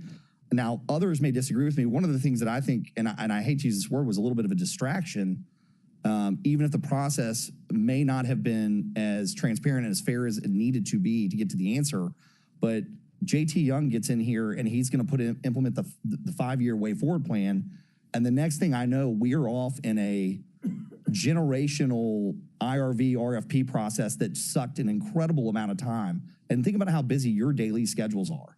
So when you take your C-suite and you say, we're going to look at a decision that's going to have a 60-plus year impact on this organization, billions of dollars of potential infrastructure, and honestly, if you look at the ripple effect in the macro environment, like around the country, you're talking about $1 trillion impact when you look at 30, 40 years of that kind of investment with all the suppliers, engineers, power supply, all of that. So that going on at the same time as the way forward with COVID is not a recipe for success for any organization. That being said, we put McGowan in place to demonstrate that you got to hold the organization accountable, but we put Chief McGowan in place to rectify some of the things that have historically been problematic. And I think Doug's been now 12 months in, 6 huge storms. He's basically been a wartime chief, 6, 7, like a wartime operator every other month. And we're trying to hold his feet to the fire we need to, but people are trying to crucify him as if he were responsible for the distribution problems for 30 years. Yeah. So the thing that I would say is if I asked Chief McGowan to go over I don't know if you guys remember, but if you ever went to Chief's office when he was here at City Hall, he had a board that had all these things that they wanted to fix. And very few of them got a lot of press. I mean, it was everything. Now, some did, like 911 response times. Some of them were heavy, big deals, convention center, right? But a lot of them were just basic government operations that needed to be turned around. And we always tell, at least I tell my kids and my players, you take care of the little things and the big things will start to fall in place.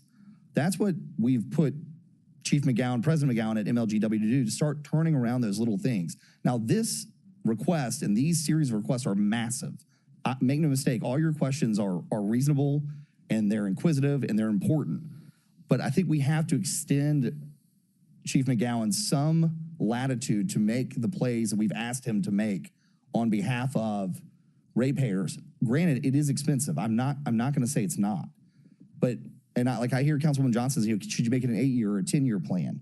Well, the reality is that the majority of constituents that I run into want this as soon as possible. Now they say that, and then you show them the bill, and they're like, "Well, hold on, let's smooth that out some." And that may be the road. But I think we have to go back to our communities and say these are your options, because I don't think we're going to get to have it both ways. Specific to the tree trimming, I mean, we just literally approved the contracts for tree trimming probably 2 months ago? Yeah. It was $400 million just 2 months ago. So, and then on the rate, I mean, Chief's right. Unless there's some massive deflationary pressure, which would be cataclysmic for the United States economy and the global economy at large, these pricings are not going to come down. They're likely to continue to rise or settle. So for me, I think it's our responsibility to hold the organization more accountable. But I think we have to allow Chief McGowan and his team the latitude to execute on the things that we've been asking for, which is reliability, upgrading the system. I think we as a body just have to do a better job about bringing them back on a more regular basis as the rate making and appropriating body, saying, You know, and we used to be really good about it, but sometimes our agenda gets slam packed, and then 3 months will go by or 4 months will go by, and the next thing you know, we're gone a year. And so we just have to be better as a body, I think, about getting those monthly updates, just like we do crime, just like we do transportation, because I think only then can we, as the rate making body and the city council, have that transparent discussion with the public. Getting down into how they spent $500,000 in a multi-billion-dollar organization is a fool's errand, in my opinion. So you can tell where I'm leaning on the majority of these decisions. I'll leave the CRE decision for when we discuss it, but I believe in Chief McGowan. I voted for him to be there. I want to extend him that latitude, and I believe that he's the person that can execute this plan. So that's where I stand. Thank you, Madam Chair. Thank you, colleagues, for allowing me the opportunity to spend a little extra time just giving my viewpoint. Thank you, Councilman Carlisle. I do have a chart, and we used to do it for years. Every month, there was a report that was supposed to come from MLG&W. We'll find that chart again, and we'll put it back in place. And we can't allow it to be taken over by other agenda items. Thank you. The Councilwoman Logan had a question, not about two, but at the end of our presentations on today, she'd like to ask a question, but it's not on item number 2. Councilwoman Johnson, and then we need to vote on item number 2 so we can get to 3 and 4. Thank you. Let me ask the question again. If we vote on $27 million for this facility, is that an increase for the ratepayers at all? No. No, that's what I'm saying. So make sure we're not voting on an increase at all at any point. I just think too that we do need to keep Memphis Light Gas and Water accountable, but it's a multitask operation. And if finding alternative energy is a possibility, I think we need to continue researching that and make sure we look into all possibilities. So even though it may be considered a waste, I think that's the future too. That's part of your future, looking for alternatives. Don't be worried about us I'm not trying to crucify you. I want to make sure that's clear. I don't believe that. But I don't want to be crucified either, okay? I don't believe that. I don't want to be the one crucified when we leave out of here. Why did you make that increase? And I can't clearly explain it to them and make sure they understand this is for their best interest. Also, I see in the audience a board member present. Mr. Graves, is he in here? I thought I saw him come in. I didn't. Okay, sorry about that. I was going to say he left then, evidently. Okay, but long as we're not dealing with an increase here, I'm fine with going forward with this particular item being that it can be utilized as soon as you have it installed or purchased. He said it would be by the end of this year. So remember, I'm buying this. We will own the spectrum at the end of the year. What that means is I own the right to use radio frequency spectrum. I still need to buy radios to use it. I got to install towers in order for it to transmit. But that's all part of your $58 million that you set aside. That is correct. No, that's part of the $58 million that's in the budget going forward. Okay, it's already there. I don't see no reason why we shouldn't do that if it's going to make that great of an improvement. I only had one other question. You said approximately 43% of the people would have been down. How did you come up with that number? 46? Okay, let me what's that slide number again, It was Rod? just, say if you had it in place. 32? Oh my God. Okay. We have a power quality team and a reliability team that looks at this data. Okay. And they spent hours providing us with an analysis of saying, they looked back at every switching order that we did, because that's what we do. When there's a line down, our team goes to the field and they look and say, how can I switch power around in order to get it to customers? So they examined every switching order, every circuit that was undamaged, and said, here's the orders that we put into place to allow customers to get their power restored. And then they looked at where we were going to put the switches in the system and then said, okay, if we were able to automatically direct this power around the breaks that we saw, you would have seen, instead of 155,000 customers, you would have seen 46,000 customers without power, because the system would have reacted to the first outage, started redirecting power around. And so this is not a guess. This is our power quality and reliability team doing the exact analysis of the physics of how electrons flow and what the switches would have done for us. So how soon could we actually see it in place with the radios and everything set up? So the entire plan is, as I think Mr. Carlisle said, it takes about 5 years to build the whole thing out, but that's just because of the size of the system. But we will start putting more switches into the system as soon as we get this approved, But let's the say you budget don't get any approved. more approved. I'm just talking about. But we'll what we continue getting the already- 1,100 in Right, over the next get the couple of 1,100 years. in. I'm sorry, 28 would have, now That's Nick, the who's sitting in the ideal back would say, oh, don't say 28, but yes, 28's the target to get it all done. We know that some of that might spill over depending on workforce availability, but this is the enabler for all that stuff. I would ask that you consider this because it is a baseline investment that will benefit all of us, and it will benefit the system that we have funded for now. And when, I hope that you agree with me that we need a rate increase in order to build the entire grid, that this will be, and the constituents understand that this is the kind of impact you're gonna have, that we all can say this is worth investing in to make sure that we have a system that is responsive and resilient as any in the country. And one last question. How did y'all actually come up with 27 million? If you knew they only paid That was 8, the negotiated price, I believe, right? did y'all get appraisals or anything, or what did y'all Yes. use? So what was the appraisal? No.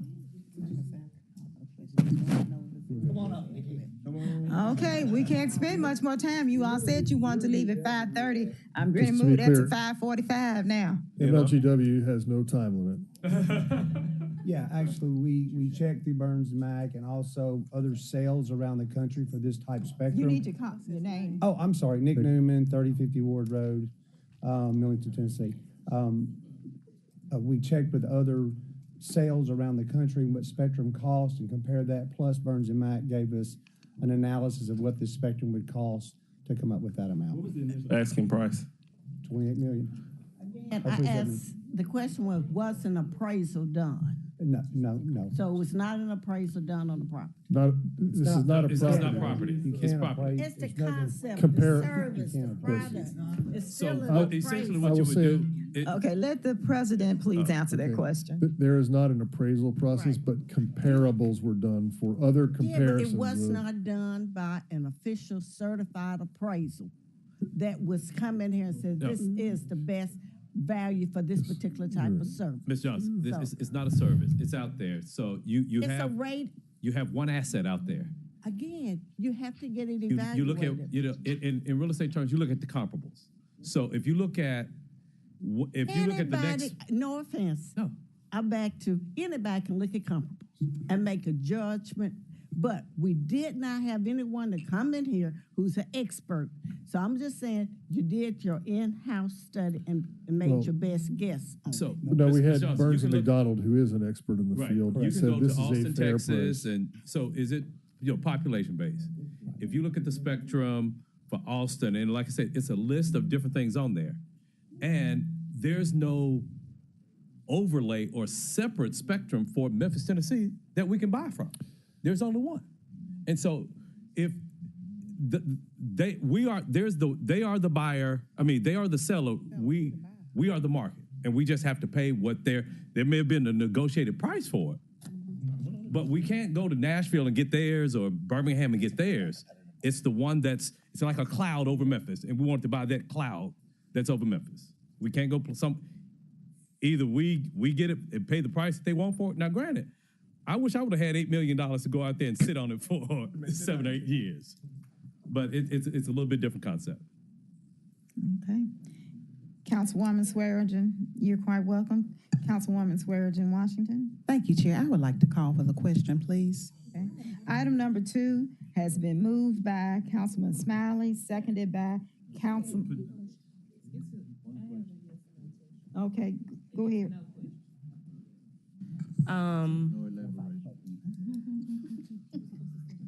Come on now. We're trying to get out of here.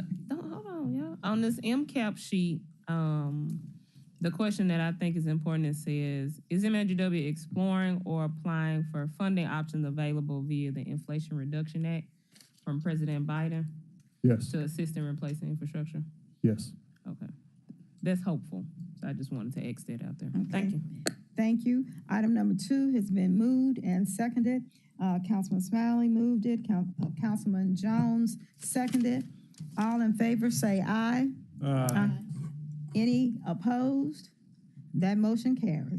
Thank you. Madam Chair, without objection, that was same night minutes on that for We, recommendation. we said we'll announce it at Okay, the meeting. thank you. Okay, we're not doing that today. Number 3 is a resolution to approve the 2024 budget of the Memphis Light Gas and Water Division Operations and Capital Budget. All council districts sponsored by MLG&W Administration. Point of information. Yes, sir. The budget also includes the rate increase. Can we vote on the budget before we vote on the rate increase? I don't know. What is your question? I'm just trying to figure out, because I think the, Pass the budget, then convene as a rate making vote. yes, because the budget includes the rate increase. If we're gonna vote on the budget, if we approve the budget, that means we're automatically approving the rate increase. Seems like we should be voting for the rate increase before we vote on the budget. Okay, let me. That's my question. I I don't know. Okay, let me give a little context. Similar to the city. When we put it on the agenda, then we have to go into the rate-making board, and we may not approve it then. It's a process. He just wants to make sure that it's on our agenda so that we can start that process. Am I correct? And we're asking that the budget be moved to the floor and that the rate making, that the rate increase be moved to the floor so the rate making body can consider that. But just like they are interconnected, just like the city budget. You approve the budget based on what you believed the rate increase, and then you take a separate action to set the tax rate. So just like you do with the city taxes, you have to set the tax rate and approve the budget. They are connected. And so you think about it in that way. So you have to consider the budget, and the budget that we have presented includes those increases. And so that's what we're asking you to consider. Councilman Smiley? Our chief administrative officer says it sounds about right, so sounds good to her, sounds good to me. Thank you. I need someone to move that item. So moved.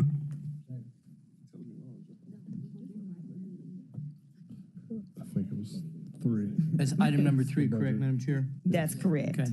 Okay. President? Okay, let me get, Mr. we talked a President. lot about the budget here, so let me get back to where, I'm just gonna give you the summary. Or how about this? I'm gonna give you, you had some questions about the budget. So I'm gonna quickly answer a few of the questions, and I won't belabor them because I'll send them along to you. I'm sorry, let me get the big screen here. So Chairman Jones asked about, and Ms. Johnson asked about the TVA Allen project. I'm not going to defend that, but I am going to describe it for you. The picture you see is the Allen aeroderivative project. They're replacing 16 old turbines with 6 modern turbines. 240 megawatts replaced with 200 megawatts of modern turbines. Here's how it's laid out. The Allen fossil plant is retired. That's the coal plant. The new combined cycle plant's at the bottom of the chart. And in the middle is the combustion turbine that is being replaced by TVA. You'll see in the right chart, the yellow, those are those 16 old combustion turbines. They will be demolished, and 6 modern aeroderivative turbines will be replaced there. 96% reduction in emissions from each aeroderivative compared to each combustion turbine, so a dramatic drop in the amount of emissions. And I will say that, I guess, this doesn't really have bearing on what we are doing, except to say that you're replacing 240 megawatts of power with 200 megawatts of power, so it doesn't really add anything to the overall ability to respond. So hopefully that answers the question. The other piece is those tanks there are fuel oil that those combustion turbines can burn, and the new aeroderivatives would burn natural gas, and if hydrogen is available, they can be mixed with hydrogen. This is what one of those looks like. This is what MLG&W has proposed. If we need to provide additional generation, and when we put aeroderivatives into our project. This is what a modular and trailer mounted one looks like. As I mentioned, these are a bridge to 2031 as TVA builds more power, and so these have residual value. They can be dismantled and disassembled and sold or transported somewhere else. Again, the way we would do this is we would have a contract with somebody else to buy the power from us. And until I have that contract, I would not issue any revenue bonds. And so this does not have any impact on the budget that I am talking about or the rate increase. Another question I had is that what does the city of Memphis, or excuse me, what does the MLG&W bill look like with the rate increase included? And so what we've done here is put what it looks like for a city of Memphis resident. And this includes the electric rate increase of 4% for 2024, based on the 1,000 kilowatt hour homeowners' use of electricity. And you'll see that that is $125. You'll see the other fees that are on the MLG&W bill, and about 23% of them are things that we are billing on behalf of other agencies. Excuse me. This is a Shelby County, because we do have residents in unincorporated Shelby County and other municipalities. This is what theirs looks like. The electric rate is the same, but you'll see they have other fees like fire protection and different sewer fees. The other example that was a little harder to quantify because there is such a range of size of houses and businesses, so we took some examples. Here is a before the rate increase for a resident, $120 after a $4.83% increase. That's 4%. If you're a small commercial business, you may be paying $235 a month for your electric bill. You'd pay $244, a $941 increase. If you're a medium commercial industrial user and your monthly utility bill is $4,941, you would see an increase of $197. That's 4%. And if you are a large commercial or industrial, you may be paying $64,000 a month, and afterwards you would be paying $66,000, a $2,500 increase. So these are, every single user has a different amount of money that they use, but it is applied equally to all of the users. And so this is the type of increase that you would see with 4%. We often talk about residential, but I do want to be clear it applies to everyone. There was a question about batteries and do we need batteries and why would we use batteries? And I won't get in all the technical terms here, but I will say that what we would do with batteries is we would purchase batteries and install them in the system.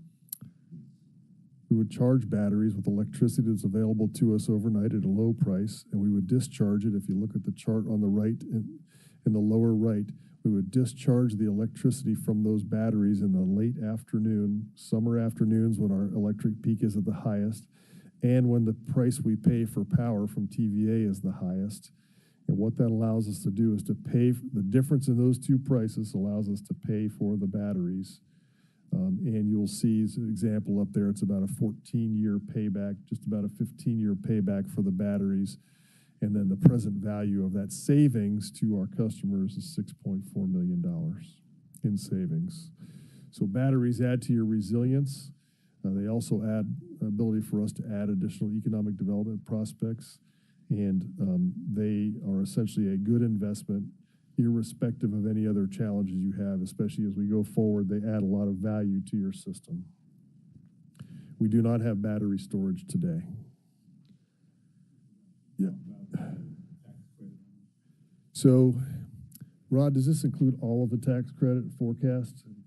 Yeah, so 40% tax credit. This is an example of how these become affordable when you use the Inflation Reduction Act, the tax credits that come on renewable energies and batteries. And so that's what makes these pencil out in addition to the savings. So do you want a specific on the amount of the tax credit? A question that I have is a utility like MLG&W, because it's owned by the city, are they eligible for those tax credits? Yes, yes, we are. Okay, so how is it used if we don't pay income taxes?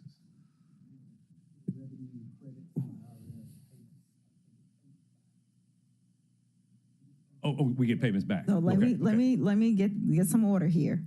They cannot hear you. Yes. People who are watching, you need to be at a mic Come on to up, answer Rod. the question. Come on. So the question was, do we state- have, since we don't pay taxes, how do we get We credit? don't pay taxes. State your This is name. Rodney Cleek. I'm Name. the acting vice president of accounting and manager of budget plan rates. You're correct. We don't make tax payments to the IRS, but we would be eligible for a 40% tax credit to be able to get direct payments from the IRS for this project. Gotcha. Sorry. Okay, so Well, Madam, let me ask this follow-up question. So in essence, we are paying, Excuse well, me. he's going to another slide go after ahead. this. Okay. But, Go ahead. so in essence, we are paying 60 cents on the dollar for these batteries versus paying the full price. That's the, yes, sir, and generating savings for Gotcha. MLG&W because of the way in which we dispatch them. okay. Yes. And this is a good start. I think we talked about this. I just wanted to show, there was a question about, are you getting any value for the investments you've already made? And this shows, again, the value of the undergrounding, that you are starting to turn the corner on reliability with underground. And I think this is good data that shows you're starting to get benefits. So there was a question about that. I think, Mr. Jones, you asked the question, have we considered insourcing vegetation management? And I will say the answer is yes. Back in 2016, then Councilman Boyd asked us to explore this.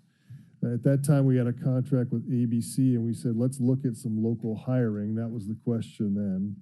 ABC had multiple job fairs, had hundreds of people show up to the job fairs. They showed everybody how the training was going to be, and they had nobody take the jobs.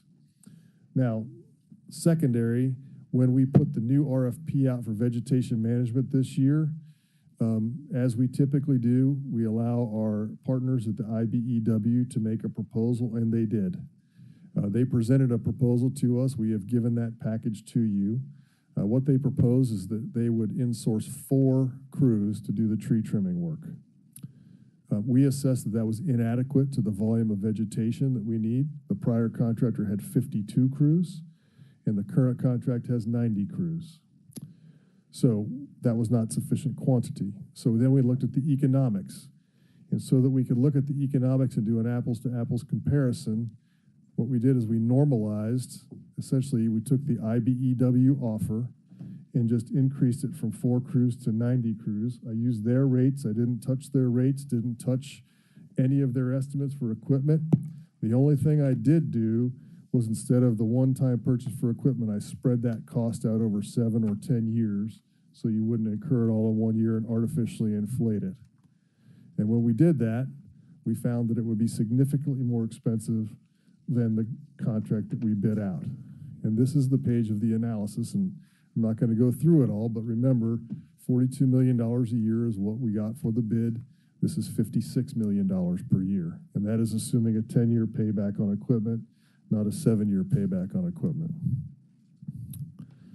There was a question about the call center. Madam Chair, sorry, before go we ahead. move on, because, so this is, when we look at the, bringing it in-house, we're saying that the prior contractor had 52, but I'm still looking at the fact that when we first bidded it out, it was 100 million, more or Yes. less, right? Mhm. And so we did it 3 years later, it's what, 198? It's, no, it's 228, and it's about Okay. 4 years later. Yes, So 4 years later. 3 years later, I still sit here. So if we get this wiped out, let's say the 90 crews get it manageable, then we wouldn't be looking at having to maintain 90.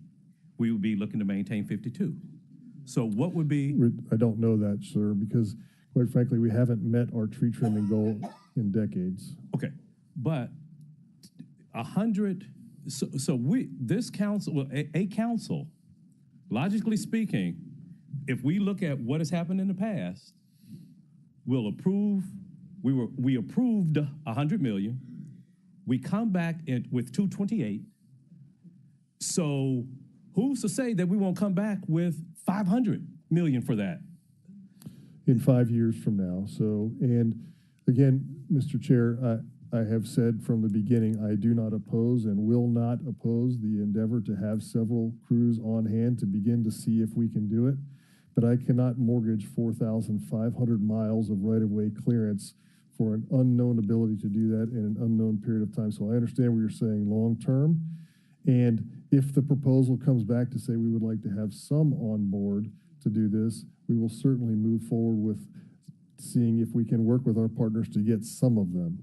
That is not contemplated in this budget, but there's 5 years of a contract here that we have to figure that out. And so I have agreed to do a lot of things with our partners, and we will continue in that vein. So I am not ruling it out, but I do not believe that it's possible to insource 90 crews anytime in the very near future. Right. I'm with you there, but I would just want a commitment to this council to essentially say, because if we're looking at 128% inflation rate, I don't see, is Corey back there? I don't see IBEW labor costs being that much. So I would just want some type of commitment. And I placed the call to DeAndre Brown after we talked about this Tuesday. This could be the ideal model for reentry. So what I envision is MLG&W, yeah, you have the job fair, but MLG&W almost have a tree trimming school if we had. And it sure wouldn't cost no $228 million over this period of time. So, Well, Mr. Chair, let me finish, Mr. McGowan. I was in approval. I had no problem with this budget. I know we need an increase to put the infrastructure in place. But with and I know I'm going to repeat myself of what I said previously this week, but if 23% of this budget, of this increase, is for tree trimming, we still will have this obligation and this cost. But I haven't seen any assurances that we would look at something different when those costs could be. And nobody knows if they're going to be the next 5 years, but sure. I still see people coming back from being locked up. These would be some good jobs. We have a recidivism problem in this. Just because ABC did it incorrectly, I still can see MLG&W have, with this amount of resources that we're committing to this. To me, we could have an MLG&W tree trimming school and have a pipeline of people to do that. I would just ask, when I'm not on here, you all continue this discussion, because we can't continue to have a $220 million budget with 90, but I just don't see this as an apples to apples. If we get it wiped out with 220, if we had a crew of 50, when it's manageable, I think that we're talking, I don't know if we could say that the cost would be significantly lower. I just hope we have that conversation. Okay, I'll just respond very briefly, Councilman. So I will say out loud, you have my commitment. Okay. If it makes economic sense and somebody can show me that it makes economic sense and make a proposal, and there's the possibility that people here will take the jobs and be trained up and be willing to do that, we will absolutely examine that. I am telling you that they have examined it before in the past, and this is water under the bridge. They were unsuccessful.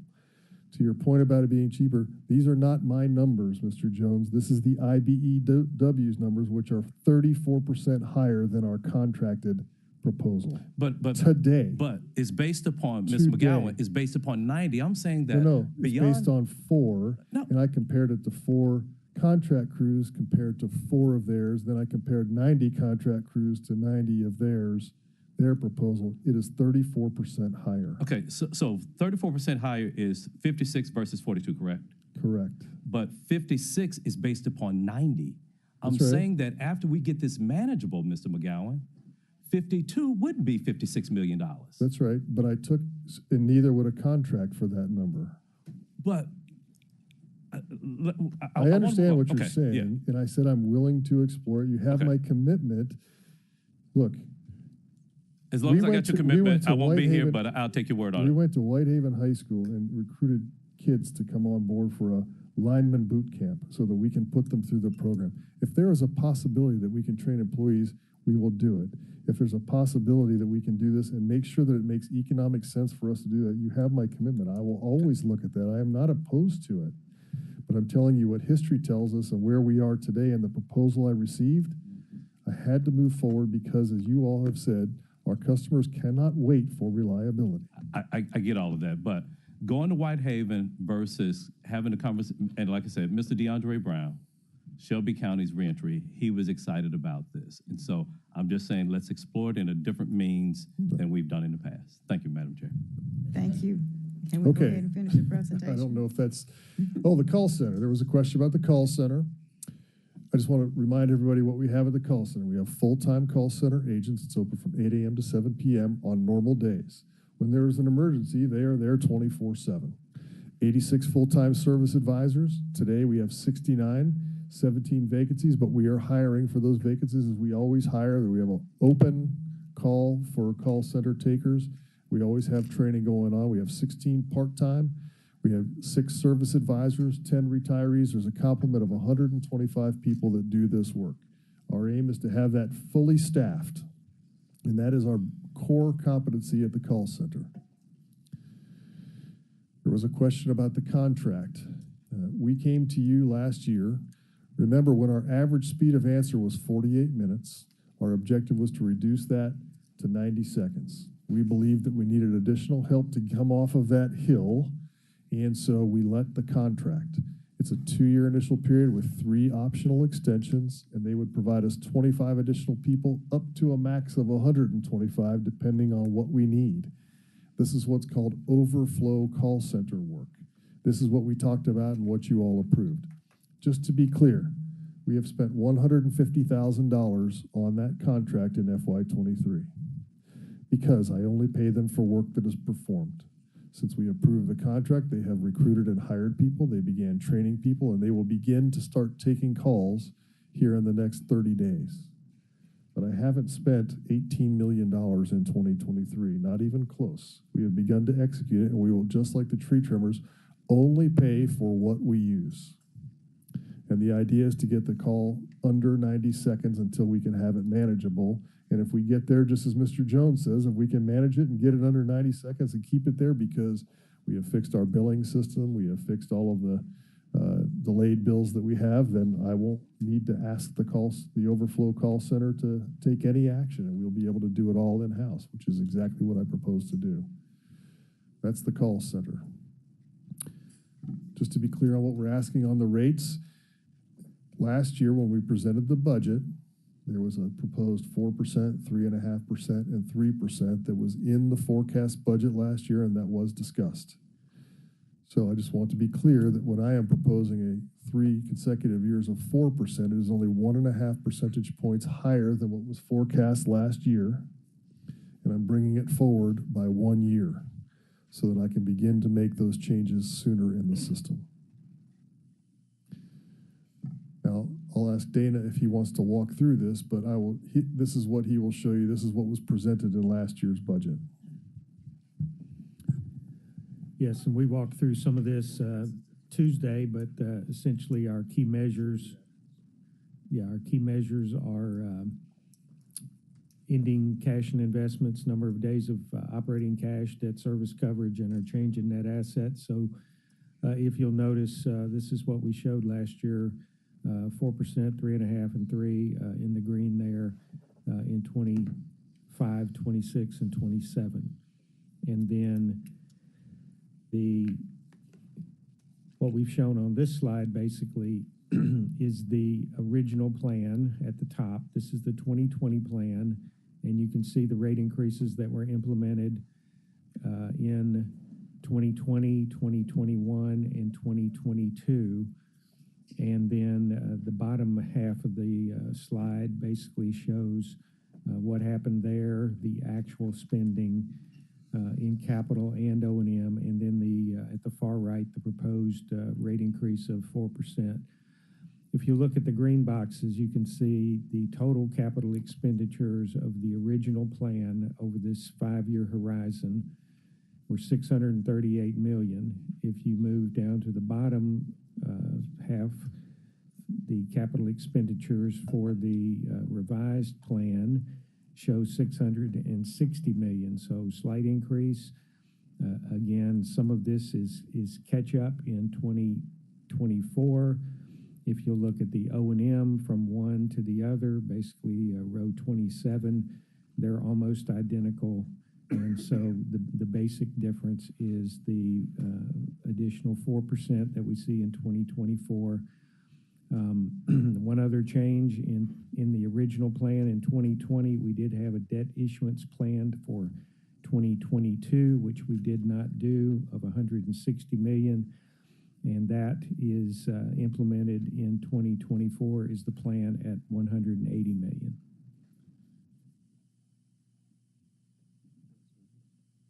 Next slide.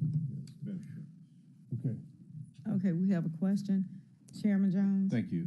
Can you go back I'm sorry. one? Go Can back you? one? Yeah, right there. That one? No. Oh, I'm sorry. Yeah, right where we were.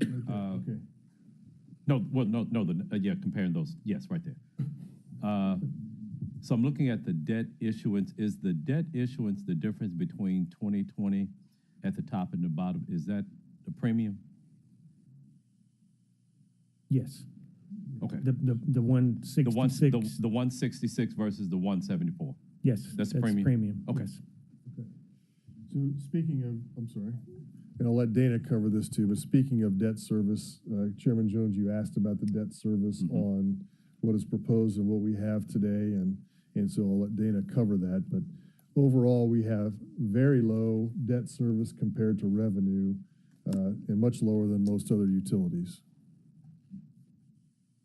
So what you see in the far left column is the outstanding bond series in each division, electric, gas, water. You see them ranging from 2014 through 2020.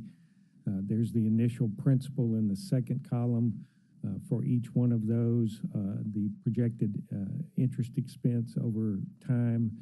And then if you'll go to like the fourth column, the current principal balance, that's 291 million in the case of electric, 121 in the case of gas, 114 in the case of water. So relatively low debt for a system our size.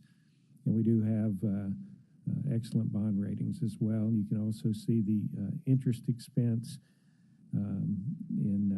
particularly in the far right column. That's the budgeted interest expense for each division. If you can, I'm looking at this series 2020A. I see the initial principal, initial interest expense, and then the total initial total debt. We are adding those together to basically saying those are the total proceeds. I don't understand how this is presented. Okay. The 148 million is the principal of the debt that was issued. The 105 million is the projected interest over the life of the debt. Okay, so I guess what I was sort of looking for, and I guess the way that I asked it was the debt service, but what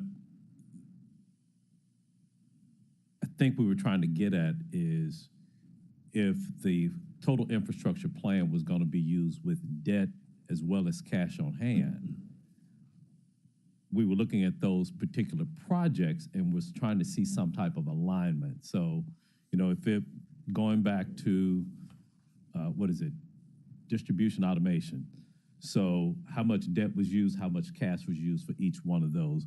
But when we look at the total proceeds that we've had for the infrastructure, we would only be looking at these two 2020 proceeds right here that come up to about 170 some odd million.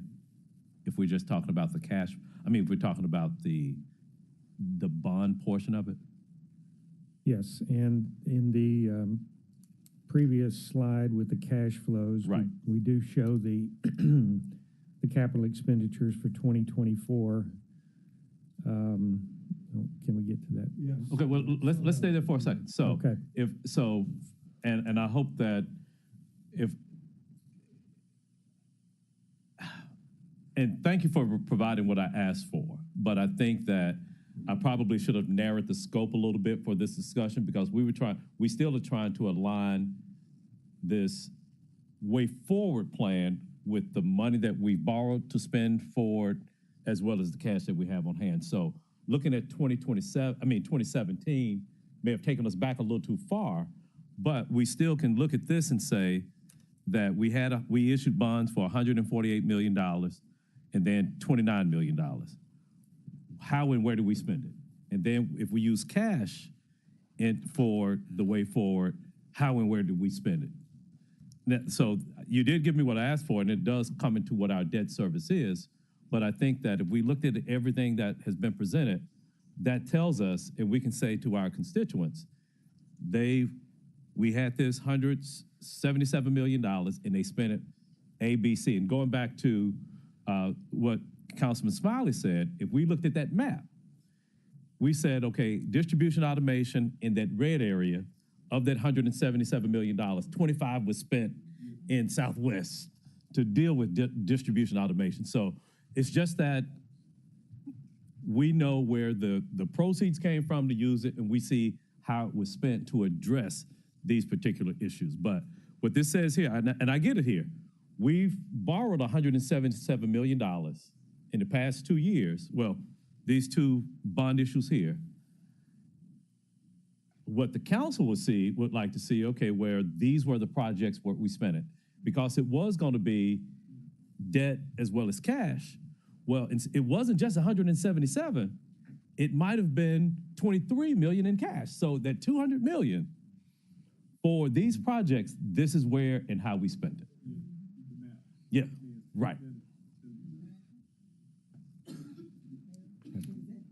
So You finished with your question? So yeah, I get the borrow part, but how much cash towards this have we used?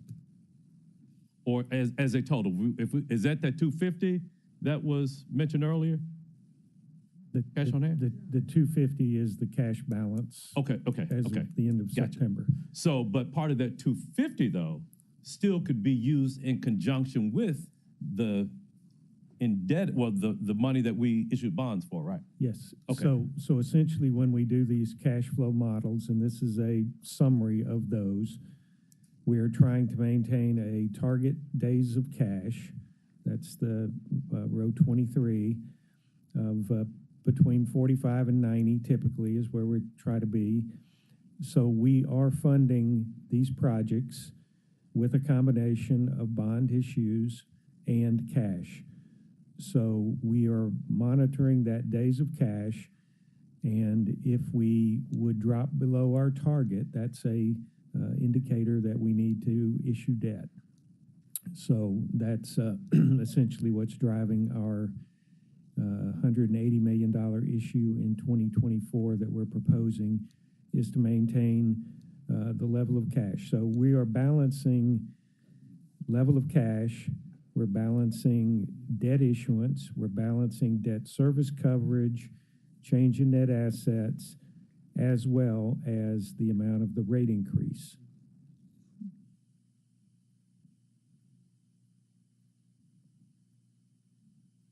Okay. Mr. Jeans, will you tell the council why we have to have a certain amount of money in days of cash?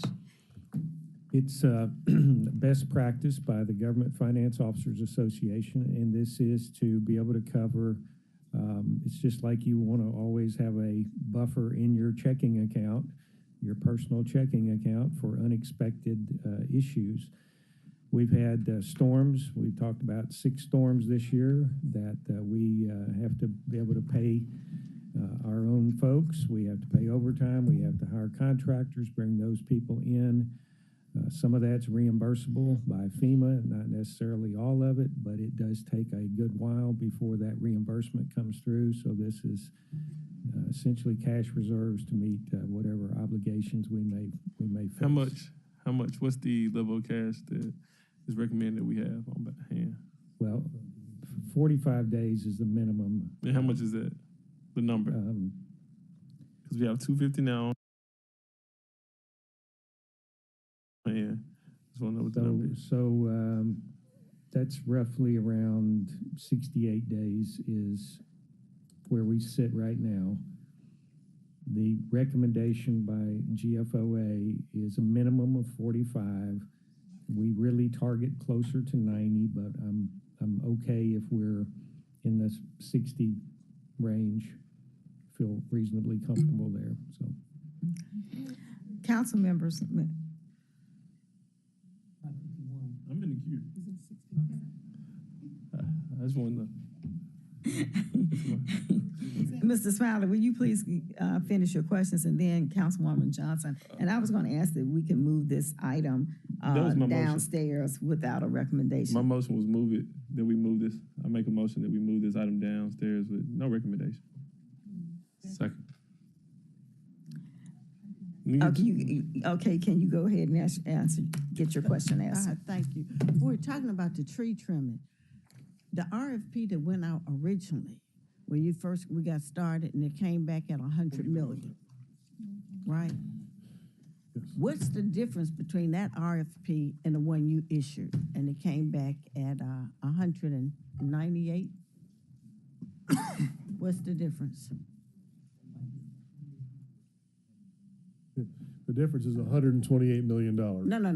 What No, was I know the that. There's no difference. We bid out the RFP to cut 1,450 miles of right-of-way every year. And the bid that came back 4 years ago was a company that said they would do that, and they brought 52 crews to do that, and they did not deliver on that. Over the last 3 years, they cut 600 miles, 500 miles, and 190 miles. And so I terminated the contract with them. We only paid them for what they cut. And then I issued an RFP for the very same work. Just to be clear, it's not all for right-of-way. Of the $42 million, $32 million is applied to the right-of-way for cutting that 4,500. Same RFP, basically. Same RFP, and $10 million is for when there's a storm, routine maintenance. So it came back 100. I mean, how much more? $128 million more. More. But one had 52 crews, and one The first had one was 90. one contractor that had about 52 crews. This one is 3 separate contractors that have a total of 90 crews. So you're totaling it all up to get to this Each of the new 3 number. companies has when you add their crews together, it's 90 crews doing the work. So, okay. Just out of curiosity, I called around and asked some of the larger tree companies, and I asked them what was the difference. They were no place close to like what y'all looking at 50%. They said it was them. They don't know what they were bidding on. Y'all probably need to put the bid out again. Well, So- we did have the bid out. We had a lot of competitive bids come back, and we picked the best among them. And so I want to be clear, this is a competitive bid process. We issued, and we went through the process. We had bids that conformed, bids that did not conform, and we took the best bids that were conforming at the lowest cost to get the work done. Okay, Competitive bid. Nobody was I handed this contract. I understand, but I think this even more so supports the initiative Jones would like to see in-house and trying to find opportunities for individuals who are seeking employment. My second question is, what was the percentage of our personnel increase this year? The personnel increase, I think we added 100 positions. 116 positions. Okay. With the, minus the vacancy, what was the percentage, I guess it doesn't matter, what was the percentage of increase? What's your percentage So of increase for 116 over personnel? 2,500 is. Oh, are you talking about the? Personnel, not your regular personnel budget. Do you mean the increase in number of personnel No, or a proposed pay percentage raise? salaries, right? Okay, so for negotiated salaries for IBEW is 3.5%. Okay. And 5% for general employees. Okay. They got 5%. We couldn't give our city employees but 2. Okay, thank you. I don't think Is that in your That's it, questions? thank you. Okay, can't click I have, any more slides. can we go ahead and vote to send this downstairs without recommendation? All in favor say aye. And do I have any that are descending? No, that motion passes. Motion to adjourn. Take item 4 down. We have one last item. It's almost 6 o'clock, and that's the resolution to approve the 2024 Can I move? increase. Yes, you can move. Move it downstairs with no recommendation. Second. Okay, thank you. All in favor? Aye. Any dissenting?